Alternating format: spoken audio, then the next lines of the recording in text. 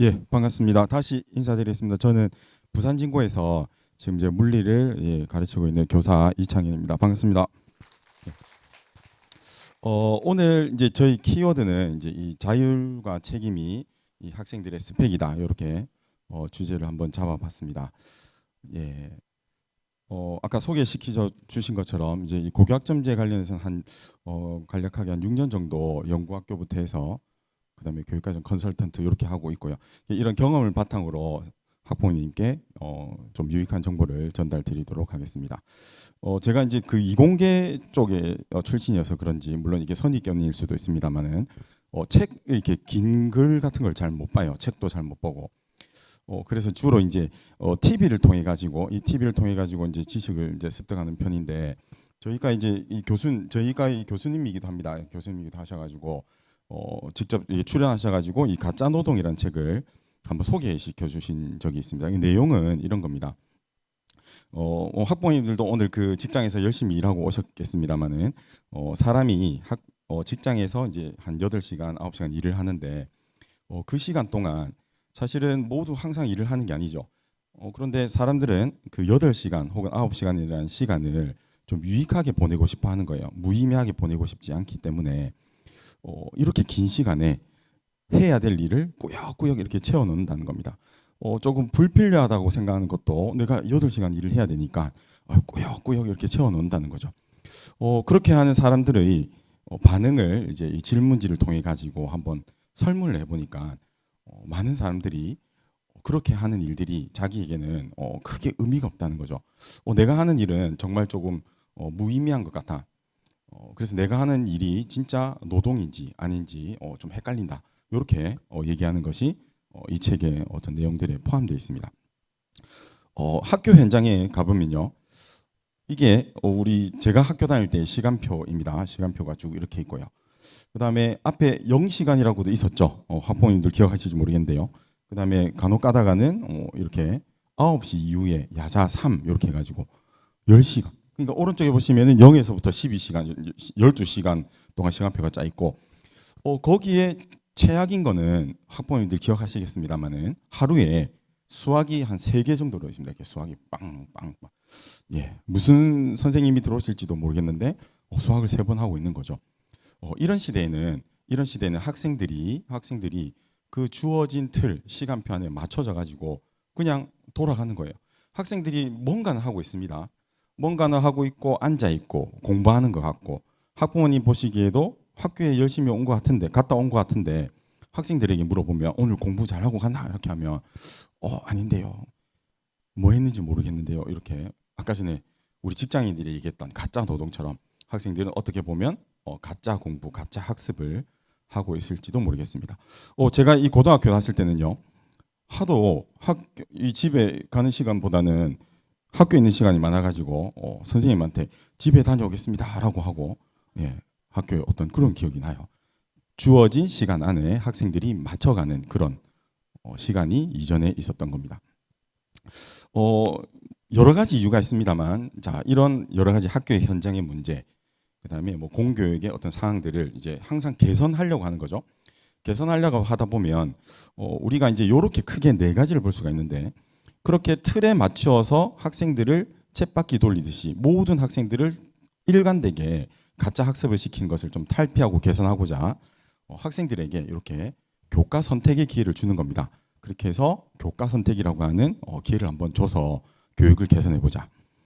자, 그리고 수업도 학생들이 그냥 앉아만 있는 것이 아니고 참여를 해서 활동하게 하고 그러한 활동들을 평가하고 기록해 보자. 이렇게 하는 개선 사항들이 우리에게 이제 주어지게 된 거죠. 선생님들에게 주어지고 학생들에게도 주어지게 되었습니다.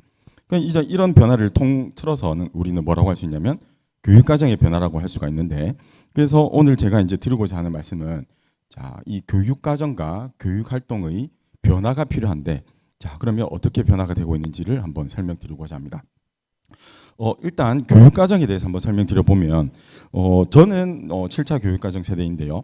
1차, 2차, 3차, 4차 이렇게 거의 한 10년 정도, 약 10년 정도를 기준으로 이렇게 변화가 해 왔죠. 그런데 어떤 시점에 가서는 이제 7차, 그다음에 8차가 나와야 되는데요. 8차가 나오지 않고 앞에 이렇게 연도로 보이는 이제 연도겠죠. 연도로 보이는 숫자가 나오고 뒤에 개정 교육과정 이렇게 이제 등장하게 됩니다.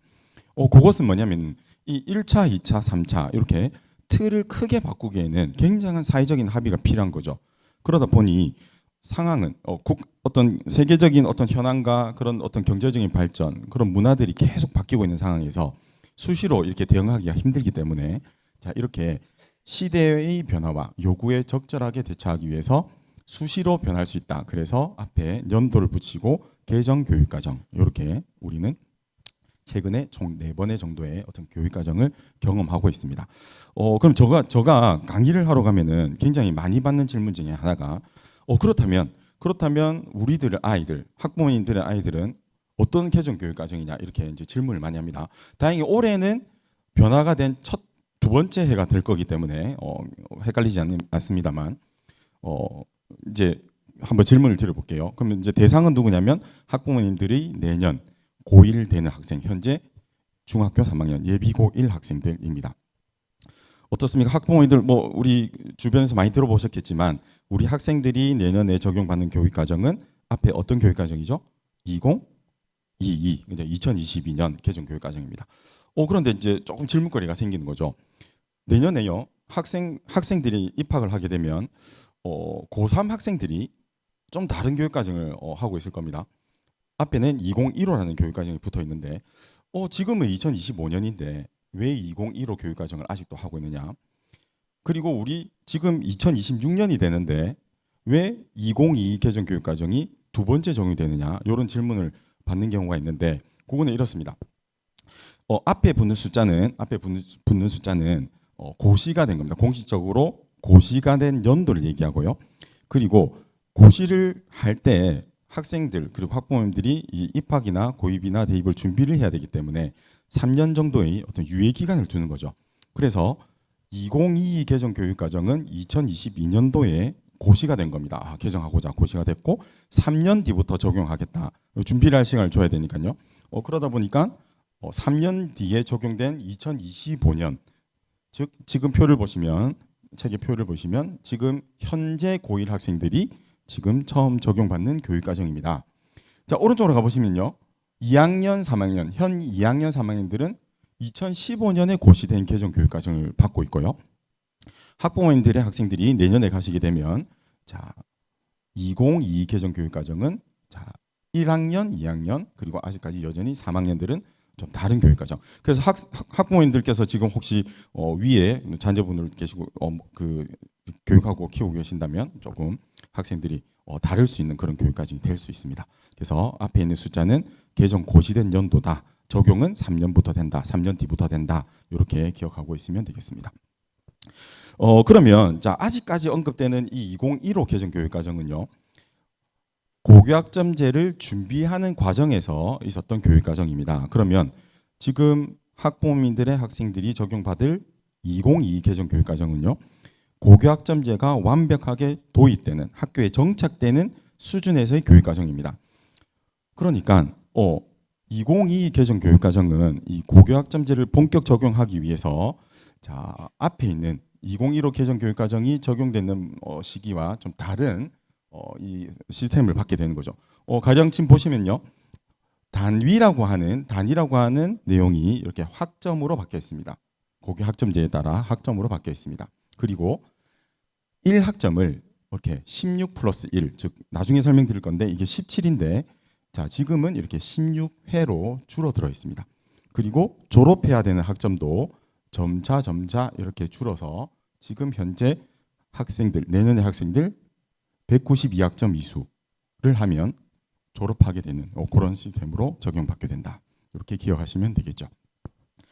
자, 이 2022 개정 교육과정의 핵심은 여러 가지가 있습니다만은 자, 오른쪽에 보시는 것처럼 이 학생 주도성이 가장 중요한 키워드입니다. 그럼 학생 주도성은 뭐냐?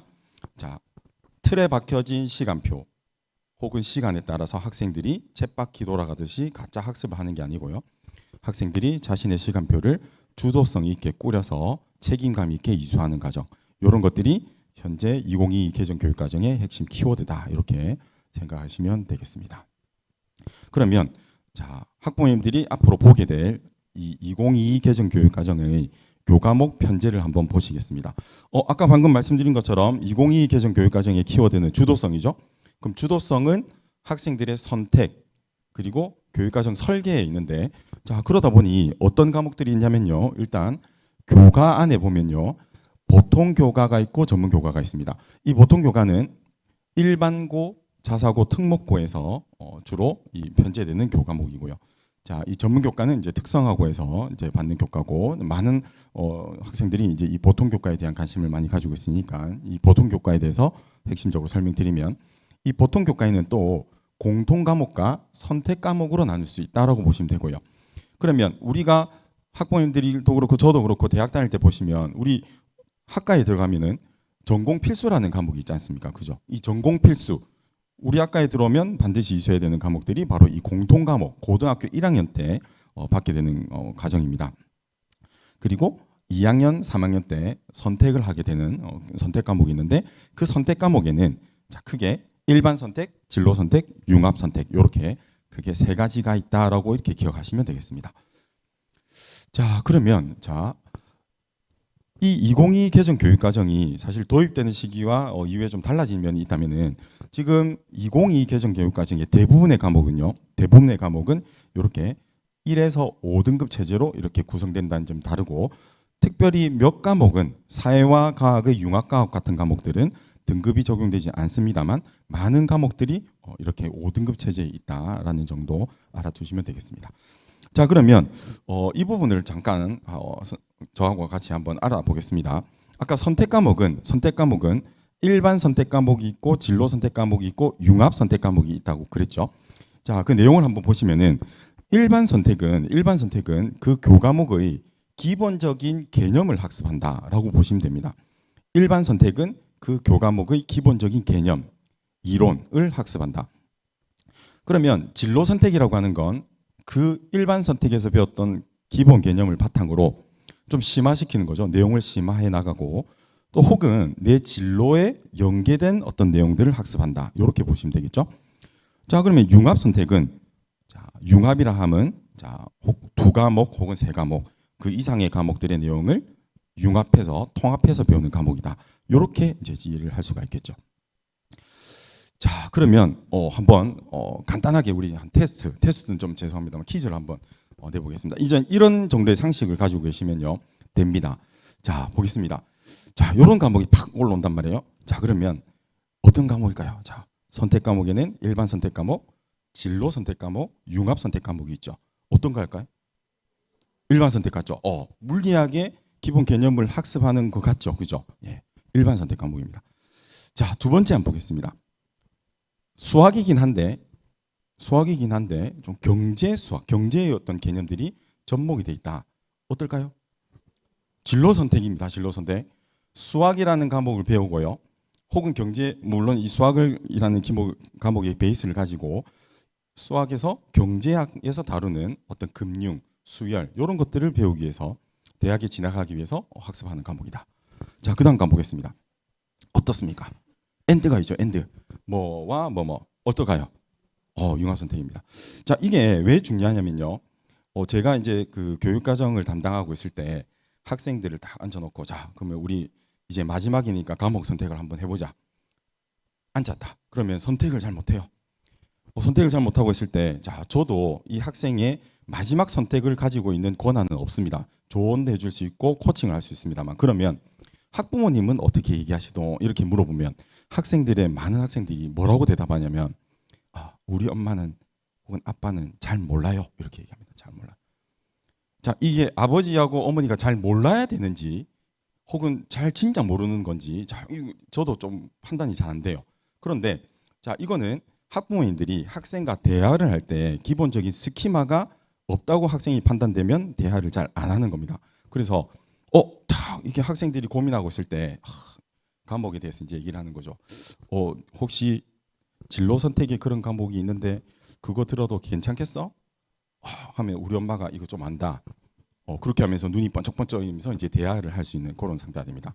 그럼 학부모님들은 그 많은 과목들을 외우려고 하지 말고요. 기본적인 어떤 관점을 가지고 학생들과 대화를 나누실 때 도움을 받으시면 됩니다. 자, 한번 더 나가 볼까요? 자, 역학과 에너지 어떻습니까? 과가 있죠. 역학, 과 있어서 융합 같지만 역학과 에너지는 같은 과목 안에 있죠. 자, 그러다 보니까 저 물리학을 배우고 그 다음 배우게 되는 진로 선택입니다. 자, 그 다음에 한 번 더 가볼까요? 미적분. 자, 미적분 어떻습니까? 원이죠, 원. 자, 처음 배우겠죠. 어떤 선택? 예, 색깔이 똑같으니까 예, 파악하셔야겠죠. 예, 일반 선택입니다. 자, 그 다음요. 투입니다. 투. 미적분 투라서 진로 선택 같지만요. 사실은 원을 배우고 나서 심화하는 투, 즉 진로 선택 과목입니다. 자, 그리고 굉장히 길고 역사와 문화, 과학을 융합한 과목. 이렇게 쉽게 접근을 하시면 되겠습니다. 할 수 있겠죠?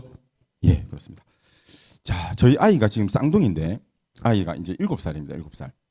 그래서 이제 얼마 전에 저 자전거를 떼고 이제 지금 좀 진행을 하고 있어요. 자, 그다음 자전거를 뭘 타야 되겠습니까? 그다음 자전거는 예, 학생들에게 물어보면 오토바이라고 얘기합니다. 오토바이. 근데 아니고 뭐 이렇게 나갈 수 있겠죠? 자, 이렇게. 자, 근데 만약에 우리 아이가 처음부터 이거 타고 싶다고 해서 제가 태워주면 어떻게 될까요? 균형감도 없고 방향감도 없고 넘어지고 다치겠죠. 예, 그래서 모든 거에는 절차와 순서가 있다. 자, 이런 거를 우리 과목으로 따지면 위계라고 합니다. 위계. 자, 순서와 절차가 있습니다. 자, 이것도 지켜줘야만 합니다. 한번 볼게요. 자, 학부모님들 잘 안 보시면 책을 보시면 되고요. 자, 특히 이 수학과 과학 과목에서 굉장히 중요한데, 자, 지금 한번 보시겠습니다. 자, 대수라고 돼 있고요. 자, 하살표 쫙 그어서 경제 수학 돼 있고, 자, 미적분 돼 있고 미적분 투 쭉 이렇게 돼 있는 게 위계입니다. 자, 밑에 글을 보시면요. 대수 미적분원은 대수를 이수하고 미적분을 이수하라. 이런 어떤 내용들이 나온단 말이에요. 자, 이게 그 나중에 굉장히 엄격하게 지켜져야 됩니다. 학교에서 물론 이걸 다 지도를 합니다만, 자, 엄격하게 지켜져야 돼요. 자, 왜 그러냐면 대학에서 이 학교 고등학교의 그 교과목별 성취 기준, 그러니까 쉽게 말하면 학습 목표를 거의 대부분 분석을 하고 있습니다. 자, 그러다 보니까 학생들이 그 계열을 조금 잘못하고 왔을 때는 굉장히 문제가 심각해지는 거죠. 자, 첫 번째 한번 볼게요. 자, 왼쪽 과목이 대수라는 과목이고 오른쪽 과목이 있는 것이 미적분 과목의 핵심 키워드 내용입니다. 자, 그런데 왼쪽과 오른쪽을 한번 지금 잘 안 보이실 거니까 책에서 한번 보시면요. 어떻습니까? 좀 연계될 것 같은 느낌이 드는 키워드가 있을까요? 있습니까? 어떤 게 있을까요? 그죠, 함수. 예, 맞습니다. 함수. 자, 근데 이 함수는 너무 큰 범위예요. 예, 너무 큰 범위. 그래서 자, 이 두 과목은 연계성이 잘 보이지 않습니다. 잘 보이지 않습니다. 자, 그러면 자, 이것은 대수를 하고 미적분을 하는 게 권장되나, 자, 가끔은 학교에 따라서 병행을 할 수가 있습니다. 병행. 자, 아까 전에 한 표를 볼까요? 자, 병행 가능하죠. 예, 그 이유가 위계가 잘 보이지 않는다는 겁니다. 있을 수 있으나, 자, 그런데 자, 그다음 걸 한번 보시면요. 대수하고 경제수학이 있는데, 자, 미리 표시를 드렸지만 어떻습니까? 수열이라는 과목을 배웠죠. 우리 학부모님들 등차 수열, 등비 수열 같은 내용들 기억나시죠? 예, 그것을 배우고, 자, 이쪽에 보시면 수열과 금융이라는 적용하는 파트가 나온단 말이에요. 그러면 자, 우리가 세 발, 두 발 이렇게 타듯이, 자, 기본 개념을 일반 선택에서 배우고 그 다음에 진로 선택에서 적용하는 걸 배운다. 그러면 이 친구는 교육과정 과목 설계가 굉장히 잘 되었다라고 우리가 판단할 수가 있다라는 겁니다. 자, 뭐 마지막으로는요. 자, 미적분 원투가 있는데 왼쪽에 미적분 원은 미분과 적분이라는 개념, 그리고 우측에는 미분법과 적분법이라고 하는 적용, 그러면 위계가 있다라고 이렇게 보시면 되겠습니다.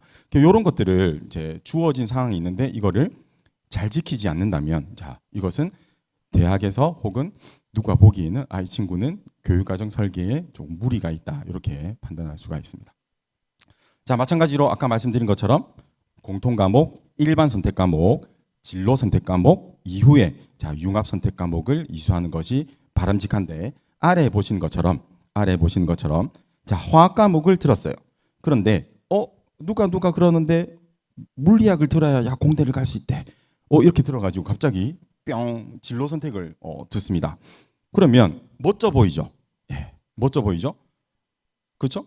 그런데 위계를 지키지 않았다면 뭔가 설계에서 어려움이 있었다, 무리가 있었다라고 이렇게 판단할 수 있습니다. 그래서 이런 위계들을 잘 기억하시고 학생들과 대화를 하시면 되겠습니다. 자, 요거는 그냥 제가 이제 설명만 드리고 넘어갈게요. 자, 그러면 교과목에 편제가 있었고요. 자, 그 교과목별로 이제 과목들이 있을 거지 않습니까? 자, 과목들이 있는데, 자, 아까 말씀드린 것처럼 보통 교과의 일반 진로 융합 선택이라고 하는 것이 자, 나와 있습니다. 자, 그런데 자, 여기에 너무너무 내용이 많죠. 과목이 많죠. 이거를 다 외울 필요는 없고요. 물론 과목 선택할 때 표도 참고도 하고 합니다만, 자, 아까 전에 제가 학부모님들과 같이 우리 퀴즈를 맞췄던 것처럼 기본적인 관점을 가지고 일반 선택, 진로 선택, 융합 선택으로 간다라는 것과 자, 붉게 표시된 부분은 자, 2028 수능에서 응시하는 과목의 종류들이 나와 있으니까 자, 그런 것들도 살펴보시면서 이제 과목 선택하는데 도움을 받으시면 됩니다. 자, 위의 과목은 2015 개정 교육과정이라서 자, 혹시 혼동되지 않으시게 비교를 해놨고요. 자, 초점은 2022 쪽으로 보시면서 붉은색 과목은 수능 과목이고 그 다음에 일반 선택, 진로 선택, 융합 선택 수준으로 간다라고 보시고 그 교과목이 이렇게 나와 있다라고 보시면 되겠습니다. 자, 외우거나 암기하실 필요는 전혀 없습니다. 자, 그 다음에 이제 지금 혹시 이 페이지 찾으셨을까요? 예. 자, 여기에 나오는 녀석은 자, 표 6에 나오는 이제 과학과 그다음에 체육 계열의 과목들인데 한눈에 보셔도 조금 좀 멋져 보이죠, 그죠? 고급 물리학, 고급 화학, 고급 생명학, 고급 지구학. 자, 이런 과목들은 자, 특히 특목고 계열에서 이제 이수하는 과목이에요. 자, 그러나 더러 일반계 고등학교에서도 이 과목을 개설을 합니다. 자, 근데 역시 주의해야 될 점은 뭘까요? 자, 이러한 과목들을 이수하는 거 좋습니다. 그런데 자, 일반 선택, 진로 선택이 이수가 안 돼 있고 제가 등장한다? 자, 그것은 설계에 무리가 있겠죠. 자, 충분히 기본, 진로, 그 다음에 이렇게 심화되는 계열까지의 어떤 학습이 이어진다면요, 정말 좋겠습니다. 그런데 자, 갑자기 쟤들이 등장해서 아이들이 나 이거 너무 멋져 보여. 그래서 이걸 이수한다? 자, 이것은 전혀 도움이 되지 않는다. 그래서 그 절차를 밟아가되 충분하다면 저것까지 이수할 수 있는 그런 과목들이 뒤에 이제 나와 있습니다. 그러면 과학 계열은 과학 고등학교에서 이수하는 과목, 체육 계열은 체육고에서 이수하는 과목, 이렇게 크게 보시면 되겠습니다. 물론 일반계 고등학교에서도 수업을 들을 수 있다. 예술 계열은 예술고, 이렇게 보시면 되겠죠. 자, 이 표는 굉장히 중요합니다. 계속 보시게 될 거고요. 자, 보시는 방법이 이렇습니다. 자, 아까 전에 말씀드렸던 보통 교과는 대부분 석차 등급이 5등급이 나옵니다. 자, 그리고 5개의 성취도를 가지고 있고요. 그런데 사회과학 융합 선택, 사회와 과학의 융합 선택 과목은 자, 특별히 등급이 5등급이 산출되지 않고요. 자, 체육, 예술, 실험 과목도 역시 마찬가지. 요 정도 틀에서 보시면 됩니다. 자, 한번 요 오른쪽 이제 그다음 페이지를 한번 보실게요. 자, 그럼 이제 교과목 편제와 교과목의 종류, 그다음에 성적 산출 이런 것들을 이제 이해하셨는데, 자, 이제 교육과정 표를 한번 또 보실 줄 알아야 되겠어요. 교육과정 표는 자, 학교에서 홈페이지에 교육계획서나 아니면 교육과정 표로 제시하고 있습니다만, 자, 열고 들어가셨을 때 내용을 아셔야 되겠죠. 자, 보시면 굉장히 방대해 보이고 깁니다. 자, 그런데 자, 딱 이렇게 허리를 한번 잘라 볼게요. 자, 허리를 이렇게 한번 잘라 보시면은 이쪽 허리 부분의 윗부분은 자, 윗부분은 모든 학생들이 그 해당하는 고등학교에서 이수하는 주로 필수 과목, 학교에서 지정하는 과목으로 되어 있습니다. 학교에서 지정하는 과목요. 자, 그러면 우리 학교에 다니고 있으면 저 위쪽에 배치된 과목들은 대부분 이수를 해야 된다. 그게 여러분들 학교 지정 과목, 주로 고등학교 1학년 때 이수하는 과목입니다. 자, 그러면 밑으로 가볼게요. 자, 허리 밑으로 가보면요, 여기에는 어떤 과목들이 나와 있냐면요, 학생 자율 과목이라고 해서 고2, 3 때 학생들이 선택하는 과목으로 되어 있습니다. 자, 그러면 자, 뭐 학부모님들도 보시면 위에가 뚱뚱하냐 밑에가 뚱뚱하냐를 가지고 이 고등학교는 자율권이 많이 있다 없다도 판단할 수가 있어요. 지금은 약간 비등하죠. 비슷비슷해서 학교 지정과 자율을 균등하게 배분한 건데 학교에 따라서 저 차이가 있다는 겁니다. 그런 것들도 보실 수가 있고요. 자, 학생 자유를 좀 크게 보시면, 자, 이렇게 색깔 부분들이 있습니다. 이렇게 색깔. 이 보니까 알록달록하죠. 알록달록. 저것은 무엇일까요? 자, 노란색은 무엇이다? 노란색. 초록색은 무엇이다? 핑크색은 무엇이다? 저건 뭐냐면, 자, 이 핑크색 과목은 선택군이 같은 선택군이다. 자, 이 초록색은 같은 선택군이다라고 보시면 돼요. 저 선택군 안에서 내가 선택할 수 있다라고 보시면 됩니다. 그러면 자, 지금 하얗게 아무것도 없는 부분이 있죠. 저기는 그 학기에는 선택할 수 없는 과목. 그래서 배경이 돼 있으면 선택할 수 있는 군이다, 이렇게 보시면 됩니다. 그래서 교육과정표를 보실 때, 자, 일단 학교 지정, 그 다음에 학생 자율, 자, 그 안에 배경이 어디까지 흩어져 있는지를 보시면, 자, 학부모님들께서는 이 교육과정을 보시는데 큰 도움이 될 수 있겠습니다. 자, 볼게요. 자, 우리 학교 이제 교육과정인데 학교 지정 과목이 이렇게 쭉 나와 있습니다. 자, 그러면 이것은 우리 학교에서 모두 들어야 되는 과목. 그 다음에 자율은 자, 이렇게 자, 안에 선택군으로 되어서 자, 요렇게 초록색으로 된 것 중에 4 하나 이렇게 들어라. 이렇게. 자, 그 다음에 주황색으로 된 것 중에 4학점 하나 이렇게 들어라. 자, 이렇게 학생들에게 선택이 주어질 수 있다. 그러면 학교에 따라서 이런 음영들이 다르겠죠? 음영들이 어떻게 있느냐에 따라 다르니까 그것을 보고 해당하는 고등학교의 특성을 알 수가 있는 그런 상황이 될 수 있습니다. 교육과정표는 여기까지 보여드리겠습니다. 자, 학부모님들 우리 학교 다닐 때 우리 상징 있죠? 우리 학교의 상징. 저는 이제 우리 학교의 이제 상징이 무엇이냐고 물어보면 예전에는 학부모님들도 마찬가지겠지만 교목이고 교화죠, 그죠? 교목 교화. 자, 그다음 배지, 여기 딱 달고 다니는 배지. 제가 진고에 근무하고 있습니다만 지금 진고는 저런 배지들이 교복에 붙이는 것과 예전에 체육복이나 생활복에 붙이는 것들이 있었고요. 우리 학교의 상징은 자, 매화고 은행나무입니다. 그런데 최근에는 이게 학교의 상징이 무엇이냐고 이렇게 물어본다면 감히 그 학교의 교육과정이라고 얘기할 수가 있어요. 왜 그러냐면 이 모습은 잘 아시죠? 우리 뭐 벤허, 그다음에 우리 좋아하는 검투사 얘기가 나오는 그런 시대의 주로 모습인데, 자, 이 지금 말이 끌고 있는 수레 있지 않습니까? 말이 끌고 있는 수레. 이 수레가 자, 흙방길을 쫙 지나가면 자, 밑에 이게 뭐가 생기나요? 길이 생기죠. 수레가 지나간 길이 생기죠. 길. 자, 이 길. 이 길이 자, 꾸레라고 불렀답니다. 꾸레레. 흔적입니다. 경로. 자, 그게 변형된 것이 커리큘럼이라고 하는 교육과정인데, 말 그대로 뭐냐면 이 커리큘럼이라고 하는 것은 학교, 그다음에 학생들이 배워오거나 이수한 흔적들, 경로, 이렇게 얘기할 수가 있겠죠. 그렇겠죠? 그러니까 야, 요즘에 선택 중심 교육과정에서 우리 학교의 상징이 뭐냐? 저 경로다, 경로. 학생들이 이수하는 경로. 그래서 커리큘럼, 이렇게 이제 얘기할 수가 있겠습니다. 자, 그럼 그 커리큘럼을 찾아 들어가야 되는데 좀 복잡하단 말이에요. 이제 학교마다 홈페이지에 들어가면은 잘 열리는 곳이 있고요.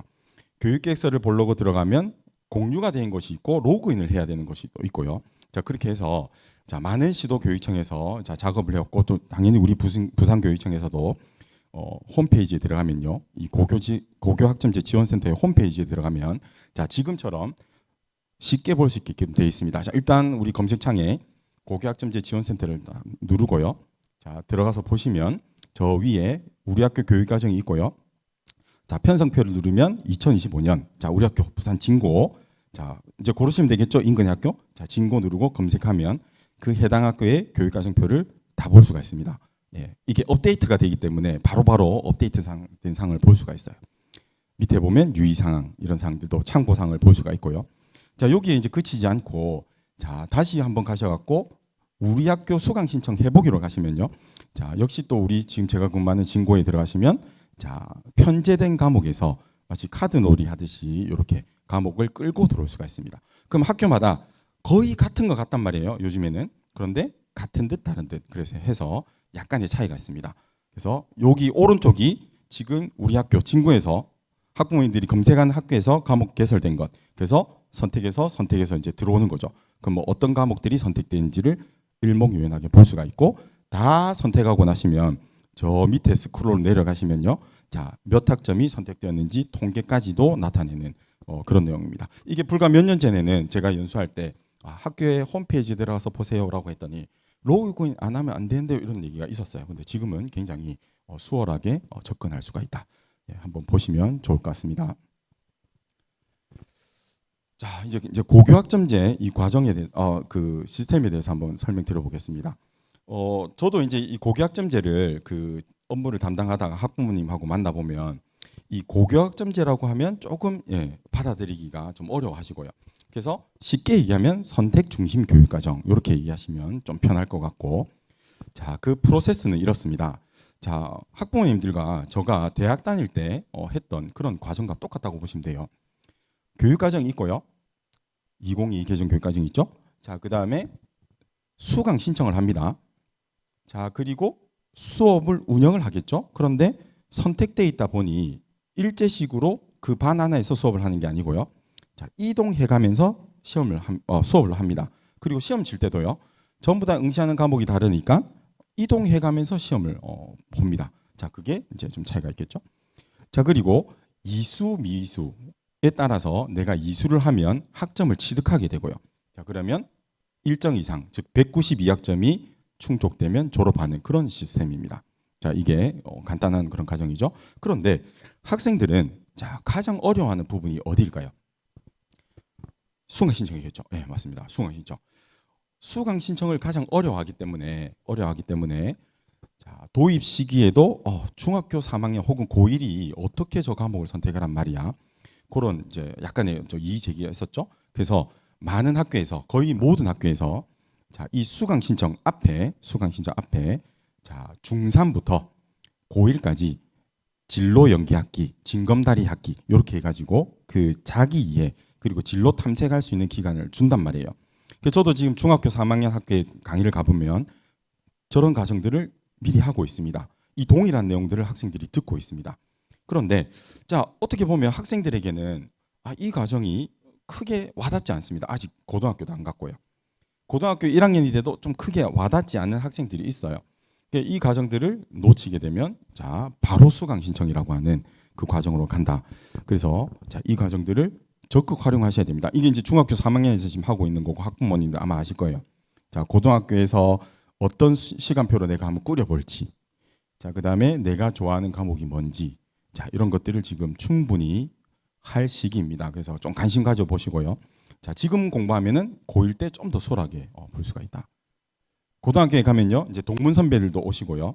그다음에 중학교 때 했던 학과 탐색 그리고 뭐 적성 검사 이런 것들을 계속 합니다. 이런 것들을 유익하게 그리고 알차게 쫓아온 아이들은 굉장히 도움을 받고 자, 선택까지 무난하게 가는 경우가 많다. 물론 어렵습니다만 열심히 해도 잘 안 되는 경우도 있습니다만 노력하면은 그게 계속 연계될 수 있다라고 보시면 되겠습니다.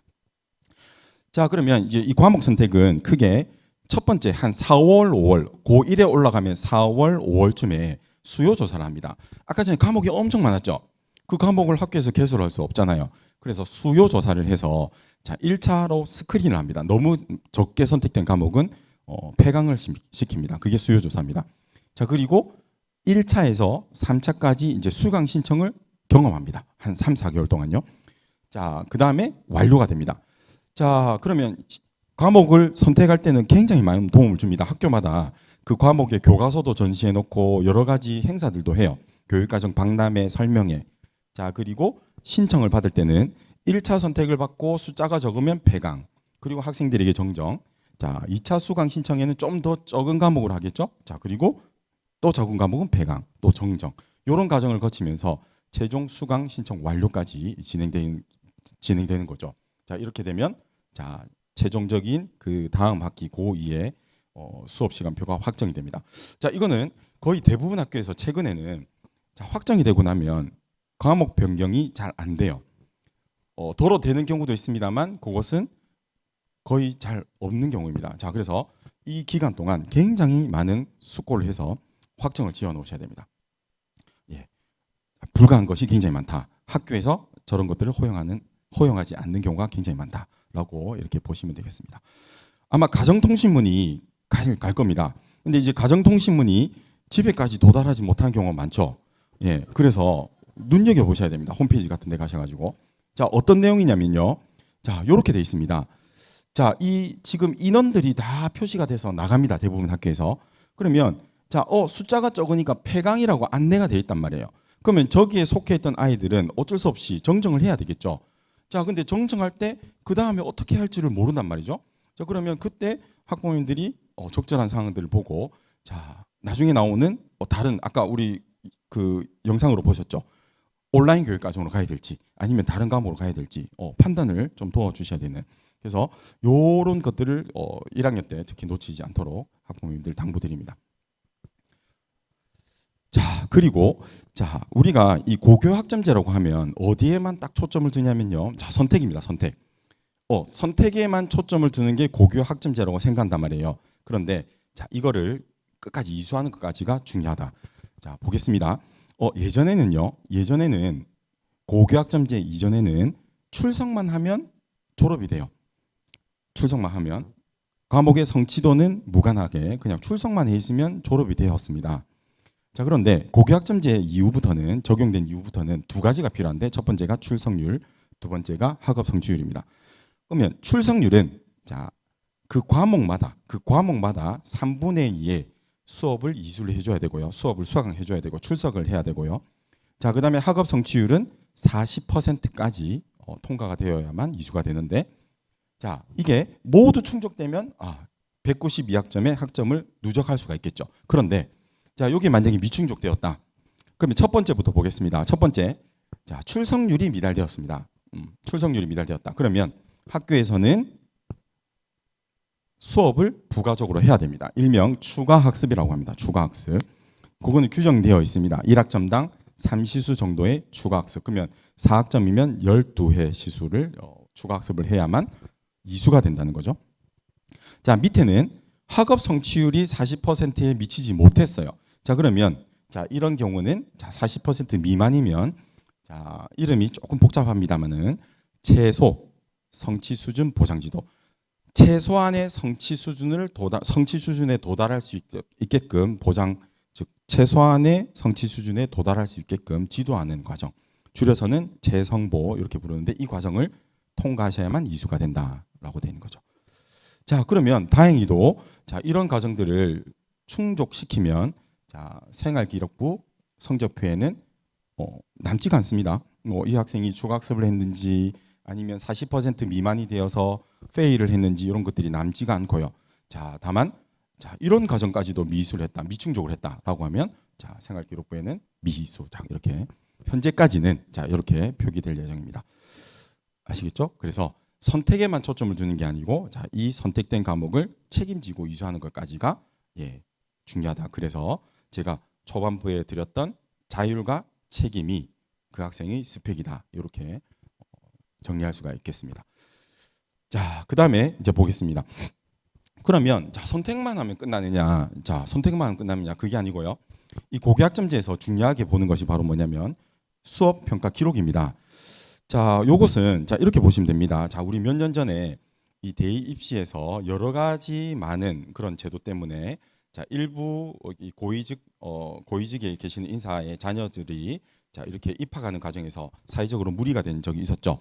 자, 그러다 보니 이 대입이라고 하는 것이 굉장히 공정하고 단순화되면서 자, 학교 교육 과정 내에서의 활동만 중요하게 보고요. 자기소개서와 교사 추천서가 폐지됩니다. 일부 대학을 제외하고. 자, 그러다 보니 학생들의 교육 활동에서 기록이 남는 것은 자, 저렇게 많은 것 중에요. 붉게 표시된 것들만 학교 교육 과정의 내용들이 대입에 반영되게 되었습니다.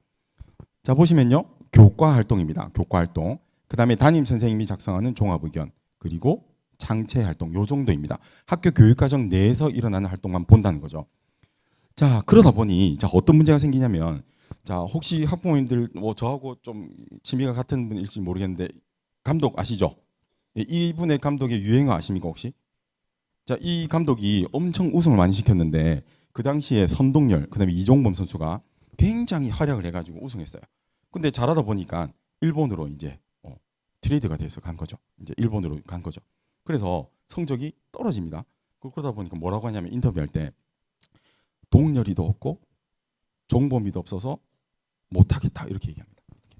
자, 이게 저도 연수를 들을 때 입학사정관님들이 뭐라고 하냐면 야, 학생 거 볼 게 없다는 거죠. 자소서도 없고 추천서도 없고 생활기록부에 남아있는 것도 없고 자, 볼 게 없다. 못하겠다. 이런 얘기가 나옵니다. 자, 그런데 자, 이거를 보완하는 것들이 어디 있냐면 한번 보겠습니다. 자, 지금 보시면요. 자, 제가 이제 적은 내용입니다만은 자, 제가 이제 물리학을 담당하고 있으니까 자, 어떤 학생이 제 물리학 수업에서 이러이러한 활동을 했습니다. 자, 이렇게 이동 성역의 정보만 주어진 상황에서 자, 미지수를 도입해서 방정식을 풀고 가속도를 정량적으로 계산하는데 운동 센서라는 실험 도구를 써서 풀었다. 이렇게 이제 적었단 말이에요. 근데 이 친구가 또 어쩌다 보니까 제 동아리에 있었어요. 그래서 동아리 활동을 할 때 제 수업을 바탕으로 어떤 활동을 합니다. 자, 그런데 자, 이런 교과의 활동들은 학생들이 활동을 했고 제가 적었지만 주체는 이 활동의 주체는 누구입니까? 학생이죠. 그럼 제가 여러분들 활동한 걸 관찰하고 기록만 했잖아요. 그러니까 이거는 학생의 자기소개서의 어떤 역할을 할 수 있겠죠. 그렇습니까? 자기소개서는 폐지됐지만 자, 동아리 활동으로 가보겠습니다. 이 동아리 활동을 하는데 아까 전에 그 수업 들은 학생이 선생님, 제가 학교에 실험 센서를 쓰니까 제가 직접 만드는 센서를 한번 써서 해보고 싶다. 그래서 물체가 떨어지는 소리를 측정해 가지고 센서를 만든 장치로 중력 가속도를 측정했다. 그래서 제가 이제 이렇게 적었습니다. 자, 이거 학생이 활동한 거 맞죠? 저는 관찰했죠. 그래서 이런 것들을 기록에 남기면 자기소개서는 없으나 자, 이거는 자기소개서의 역할을 충분히 할 수 있습니다. 자, 이 학생이 제가 좀 궁금해서 담임선생님한테도 이제 물어봤는데요. 자, 물어보니까 자, 이런 기록을 남겨두셨어요. 자, 시험을 치고 나면요. 월, 하, 수, 목 시험 치고 나면요. 저희 학교에서 제일 곤란한 상황이 금요일입니다. 금요일. 금요일 날 석식 아이들이 없습니다. 석식은 마련 막 돼 있는데 없어요. 그런데 자, 담임선생님이 이걸 보셨대요. 와, 학교 시험이 끝난 다음 날 해이해지긴 분위기인데 유일하게 남아서 책을 펴고 있더라. 이렇게 했습니다. 교사 추천서는 사라졌지만 교사 추천서의 역할을 하겠죠. 예. 이렇게 대체되고 있습니다. 다 폐지됐지만 입학사항분들 이걸 보시는 거죠. 자, 그런데도 부족하다. 자, 그런데도 부족하다. 너무 이렇게 좋은 내용들이 많으니까 그런데도 부족하다라고 해서 등장하는 개념이 바로 뭐냐면 진로 역량이라고 한 녀석입니다. 자, 이 친구는 후반부에 장하사님께서 또 설명할 거지만 저희들은 이 진로 역량을 자, 어떻게 판단하시면 되냐면요. 자, 여기 보시면은 그 내가 진학하고자 하는 대학의 학과와 계열 연계된 과목을 이수했느냐, 그리고 성취도가 좋으냐, 그리고 그 활동을 충실했느냐, 이런 것들을 진로 역량이라고 보시면 됩니다. 자, 그러면 자, 이론적인 내용 말고 조금 구체화시켜서 한번 보겠습니다. 자, 이것은 대학에서 요구하는 과목들이고요. 자, 이것도 대학에서 우리 학과에 들어오려면 자, 이러한 과목을 이수하면 좋겠다고 알려주는데 지극히 상식적입니다. 예를 들면 물리학을 전공하고자 하면 물리학 2, 기하 이런 것들을 이수하면 좋겠죠. 그죠? 그 다음에 컴퓨터공학부를 전공하려면 이러한 과목들을 들으면 좋겠다. 그러니까 지극히 우리가 납득할 수 있는 상식적인 수준이란 말이죠. 이런 과목들을 충실하게 이수하고 지원을 해달라 이런 건데 자, 와닿지가 않으니까 자, 학부모님들 우리 책에 있는 걸 보고 자, 한번 실습을 한번 해보는 거죠. 자, 이거는 동국대학교 자, 입학 책에 나와 있는 내용이고요. 좀 궁금하시면 더 한번 들여다보시면 됩니다. 자, 여기에 이제 정보통신학과 학생이 있어요. 지원한 학생이 있습니다. 자, ABC 중에 1차 합격자, 최초 합격자가 있고 두 번째는 추가 합격자가 있고 세 번째는 떨어진 학생이 있어요. 자, 학부모님들 얼른 두 페이지까지 보시면서 자, 누가 1차, 2차, 3차일지 한번 마음속으로 한번 생각해 보시면 어떻습니까? 자, 제가 이때까지 강의한 걸 바탕으로 살펴보시면 됩니다. 자, 한번 좀 판단이 될까요?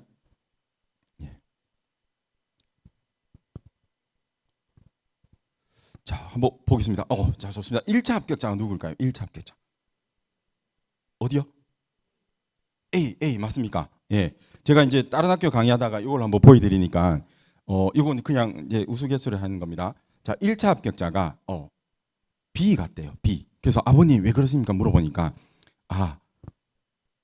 등급 학점이 제일 높아서 이렇게 생각합니다. 왜? 우리 대학 다닐 때 4.5, 4.3 만점에 높을수록 좋았잖아요. 예. 학부모님 예 아버님 하지만 우리 등급은 낮을수록 좋습니다라고 하니까 예. 그래서 보신 거 혹시 그럴 수 있습니다. 예, 그래서 이 학생들은 등급이 낮을수록 1등급에 가까워서 평점이 낮을수록 좋아요. 그래서 딱 보니까 A인 것 같죠? 그렇죠? A에 보시면 이 학과 정보통신학과와 관련된 교과목이 1.6에 가까이 있다는 거죠. 굉장히 높습니다. 자, 그러면 이제 BC 중에서 누가 진로 역량이 뛰어나서 1차 추가 합격자가 되었을까요? 자, 어떻습니까? B일 것 같아요? C일 것 같아요?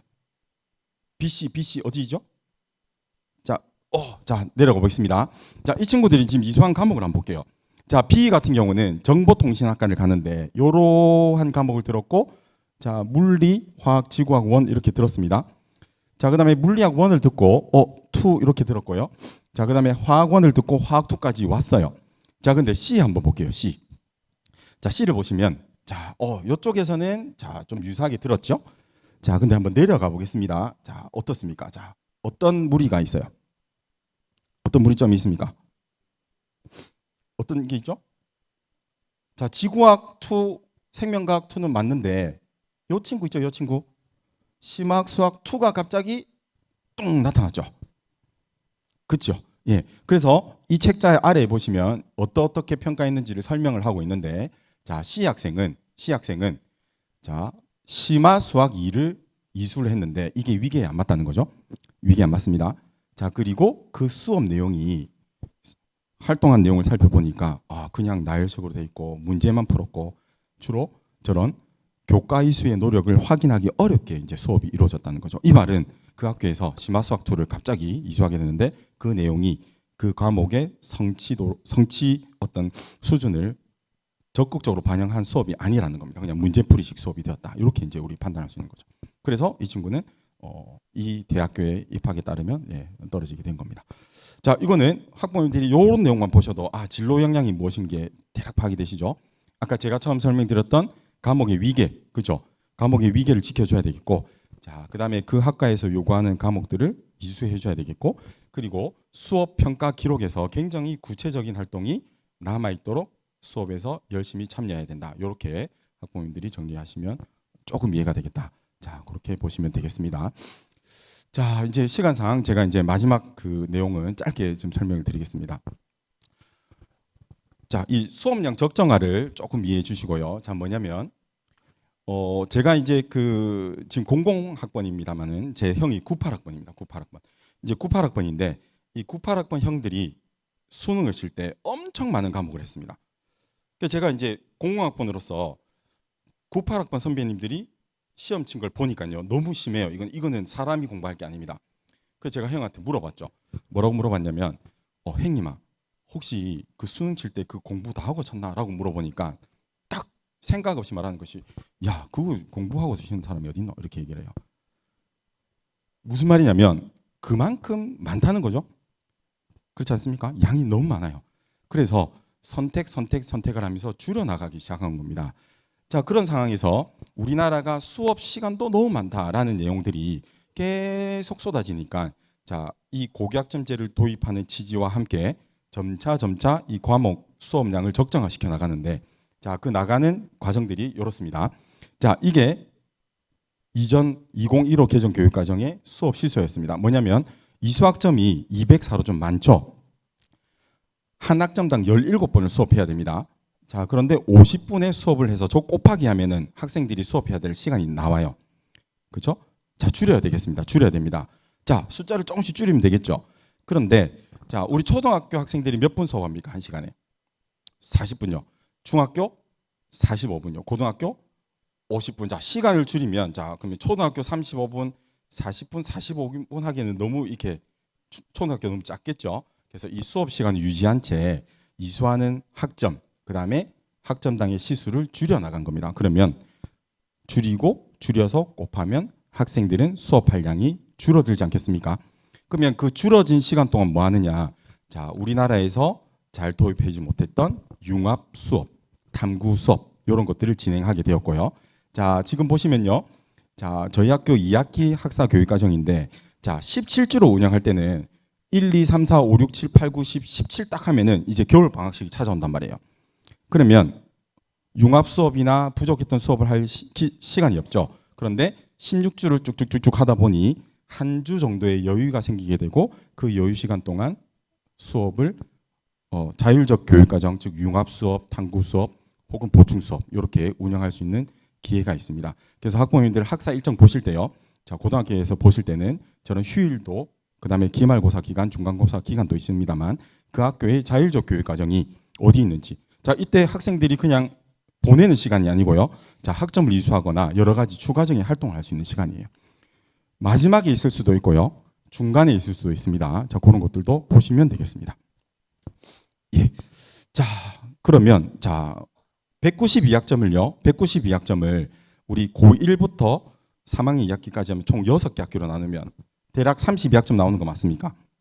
맞죠? 그럼 한 학기에 대략 32학점을 하는데 자, 타임 테이블을 보시면 월화수목금 1, 2, 3, 4, 5, 6, 7 곱하기 하면 몇 칸이죠? 5, 7, 35죠? 근데 32시수 정도를 배우니까 빈칸이 생기지 않겠습니까? 예, 그 시간이 아까 전에 우리 영상에서 나왔던 친구들이 공강 그리고 자율적인 시간으로 운영할 수 있는 시간 이렇게 이제 세팅이 됩니다. 자, 그래서 이 시간도 학생들이 잘 써야 되는 그런 특징입니다. 자, 만약에 학생들이 선택한 과목이 폐강이 되었으면 자, 그 폐강된 과목을 뒤로 하고 다른 과목으로 바꾸거나요. 아니면 공동교육과정 통해서 추가적인 학습을 할 수 있으니 자, 이 부분들은 학부모님들이 학교에서 오는 안내를 보시고 자, 오프라인 수업도 할 수 있습니다. 추가적인 교육과정을 다른 학교에서 가서 수업 듣는 것 온라인으로 들을 수도 있고요. 자, 이런 추가적인 학습을 할 수 있으니 자, 여기 홈페이지에 들어가시면은 자, 충분히 그 내용들을 살펴볼 수가 있습니다. 이 추가적인 학습들이 굉장히 지금 많아지고 있어요. 학교에서 그 수요가 감당이 안 되기 때문에 온라인 교육 과정으로 많이 이수하고 있으니까 이런 것들도 충분히 잘 보시면 되겠습니다. 자, 끝으로 이제 이 고교학점제 지원센터 홈페이지에서 여러 가지 정보를 볼 수가 있습니다. 자, 이렇게 해서 제가 오늘 드리고자 했던 말씀은 다 드린 것 같고 끝으로는 학생들에게 선택 그리고 책임적인 이수 이런 것들이 학생들의 스펙이다 이렇게 말씀을 드리고 싶습니다. 자, 여기 강의는 오늘 강의는 여기까지 마치도록 하겠습니다. 감사합니다. 네, 다시 한번 인사드리겠습니다. 네, 부산 진로진학지원센터 교육연구사 박상우라고 합니다.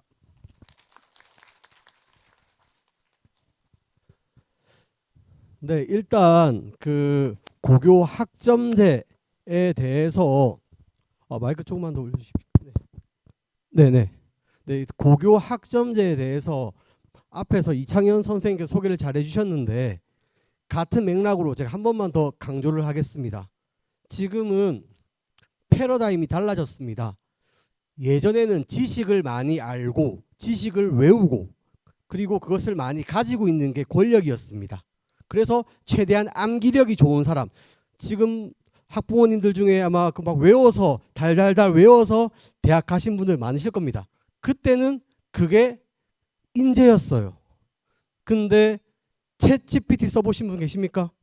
손 한번 들어봐 주세요. 네, 거의 다 들어보셨는데 챗 GPT한테 물어보면 우리의 빈약한 기억력보다 훨씬 더 많은 정보를 빠르게 도출해내요. 이제 더 이상 지식을 기억하는 건 인재가 아닙니다. 이제는 흩어져 있는 흔해진 지식을 구성주의적으로 융합하고 자기가 원하는 대로 재구성하는 능력이 필요하고 그걸 잘하는 사람을 인재라고 이야기를 하는 겁니다. 네, 그래서 결국 과거의 획일적인 교육과정으로 새로운 사회의 요구를 충족할 수 없다라고 하는 사회적 불안감, 그것을 교육으로 해결하고자 바로 고교 학점제가 탄생하게 된 겁니다. 결국 여기서 중요한 포인트입니다. 학생이 자신의 진로와 적성을 찾아서 원하는 과목을 선택하는 것, 이것이 바로 교육과정의 본질이고, 그리고 학생의 자기 결정권을 강조하는 것이 고교 학점제의 핵심인데 이것이 또 대학에서도 동일하게 중요하게 바라보고 있습니다. 예전에는 아까 말이 막 달려가는 모습 아까 사진 보셨죠? 배너 사진. 그냥 그 길을 달려만 가면 됐는데 이제는 넓은 들판입니다. 그 들판에서 자기가 원하는 대로 길을 만들어 가야 됩니다. 그것이 바로 학교 교육과정, 그리고 좀 더 나아간다면 학생 교육과정이라고 볼 수 있는 겁니다. 다시 한번 강조하겠습니다만 제일 중요한 것은 내가 어떤 교육과정을 선택하고 그 교육과정을 선택한 이유, 그리고 바로 자신의 진로와 적성과 연결하는 게 매우 중요합니다. 이것은 나중에 꼭 계속 기억하시고 나중에 생기부 쓰시고 대학교 지원하실 때도 동일하게 반영이 되는 부분이기 때문에 꼭 좀 기억해 주시기 바랍니다. 네, 그런데 여기 우리 어머님들은 새내기 어머님들입니다. 맞죠? 대학에 대해서 잘 모르기 때문에 가장 기본적인 것들을 제가 설명을 좀 드리려고 합니다. 고1 올라가서 선생님 만났을 때 선생님이 막 말씀하시는데 무슨 말씀하시지? 하는 걸 막기 위해서 기본적인 것부터 들어가도록 하겠습니다. 먼저 대학 입학 전형은 4년짜리 프로젝트입니다. 그게 무슨 말이냐면 지금 중3 때부터 계획을 해서 우리의 아이들이 대학에 입학한다는 이야기입니다. 지금 중3 때 교육부가 이런 식으로 학생들을 뽑아야 되겠어 하고 대입제도 방향성을 제시하면 고1 여러분들의 자녀들이 입학한 이후에 8월 달에 대입 전형의 기본 사항에 대해서 대학교의 협의체인 대교협에서 어떤 가이드라인을 만들어요. 근데 이거는 부모님들이 보셔도 이게 도대체 무슨 소리지? 하고 모릅니다.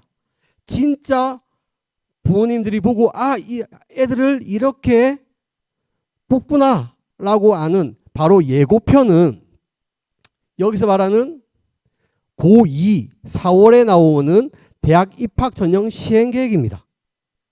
그런데 지금 2022 개정 교육과정이 언제 도입됐다고 했죠? 아까? 네, 작년 아니시고 지금 올해 고1부터 적용이 됐죠.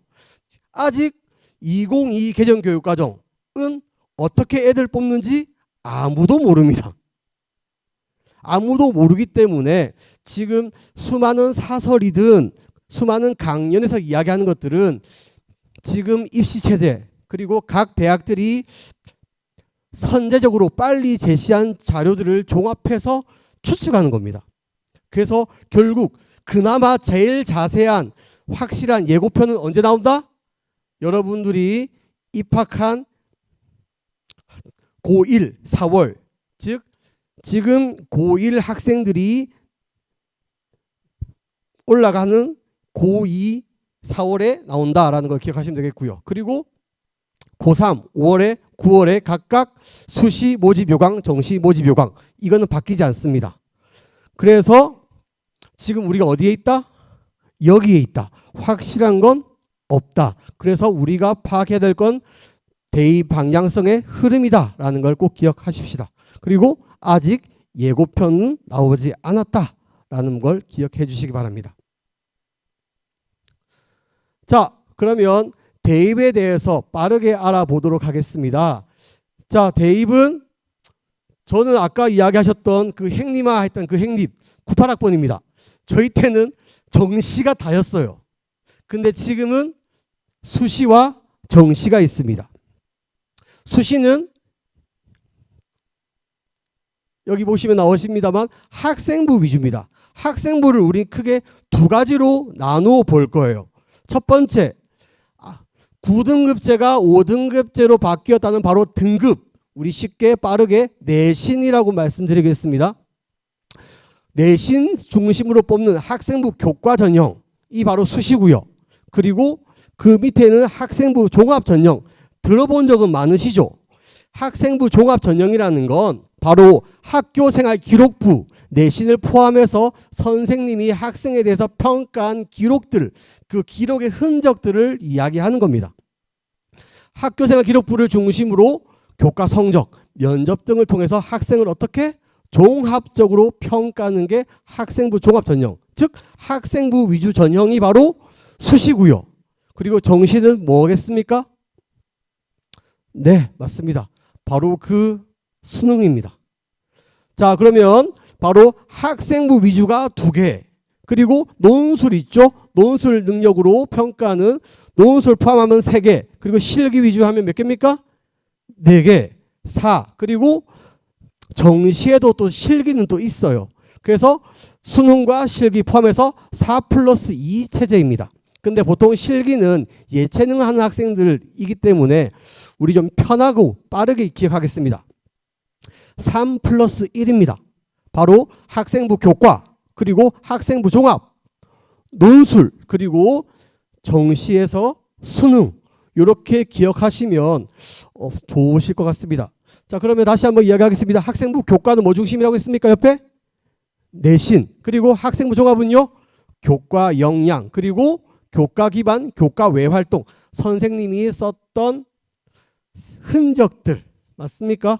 물론 거기에는 내신도 포함되겠습니다. 그리고 논술은 논술 역량이고요. 맨 마지막에 수능 성적으로 보는 정시 수능 3+1입니다.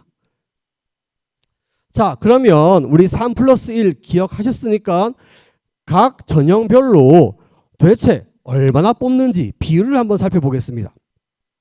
물론 우리 2029 대입 알 수 없죠. 그래서 2025로 2026으로 한번 살펴보도록 하겠습니다. 자, 학생부 교과가 50% 뽑습니다. 역시 내신이 중요하네 생각이 듭니다. 맞죠? 그리고 학생부 종합 25% 뽑고요. 논술 4%, 수능 20%입니다. 자, 이거를 각 지역별로 한번 잘라봤습니다.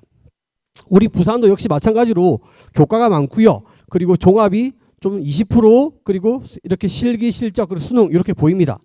자, 그런데 우리 학부모님들 대부분 우리 애들의 대학은 어디입니까?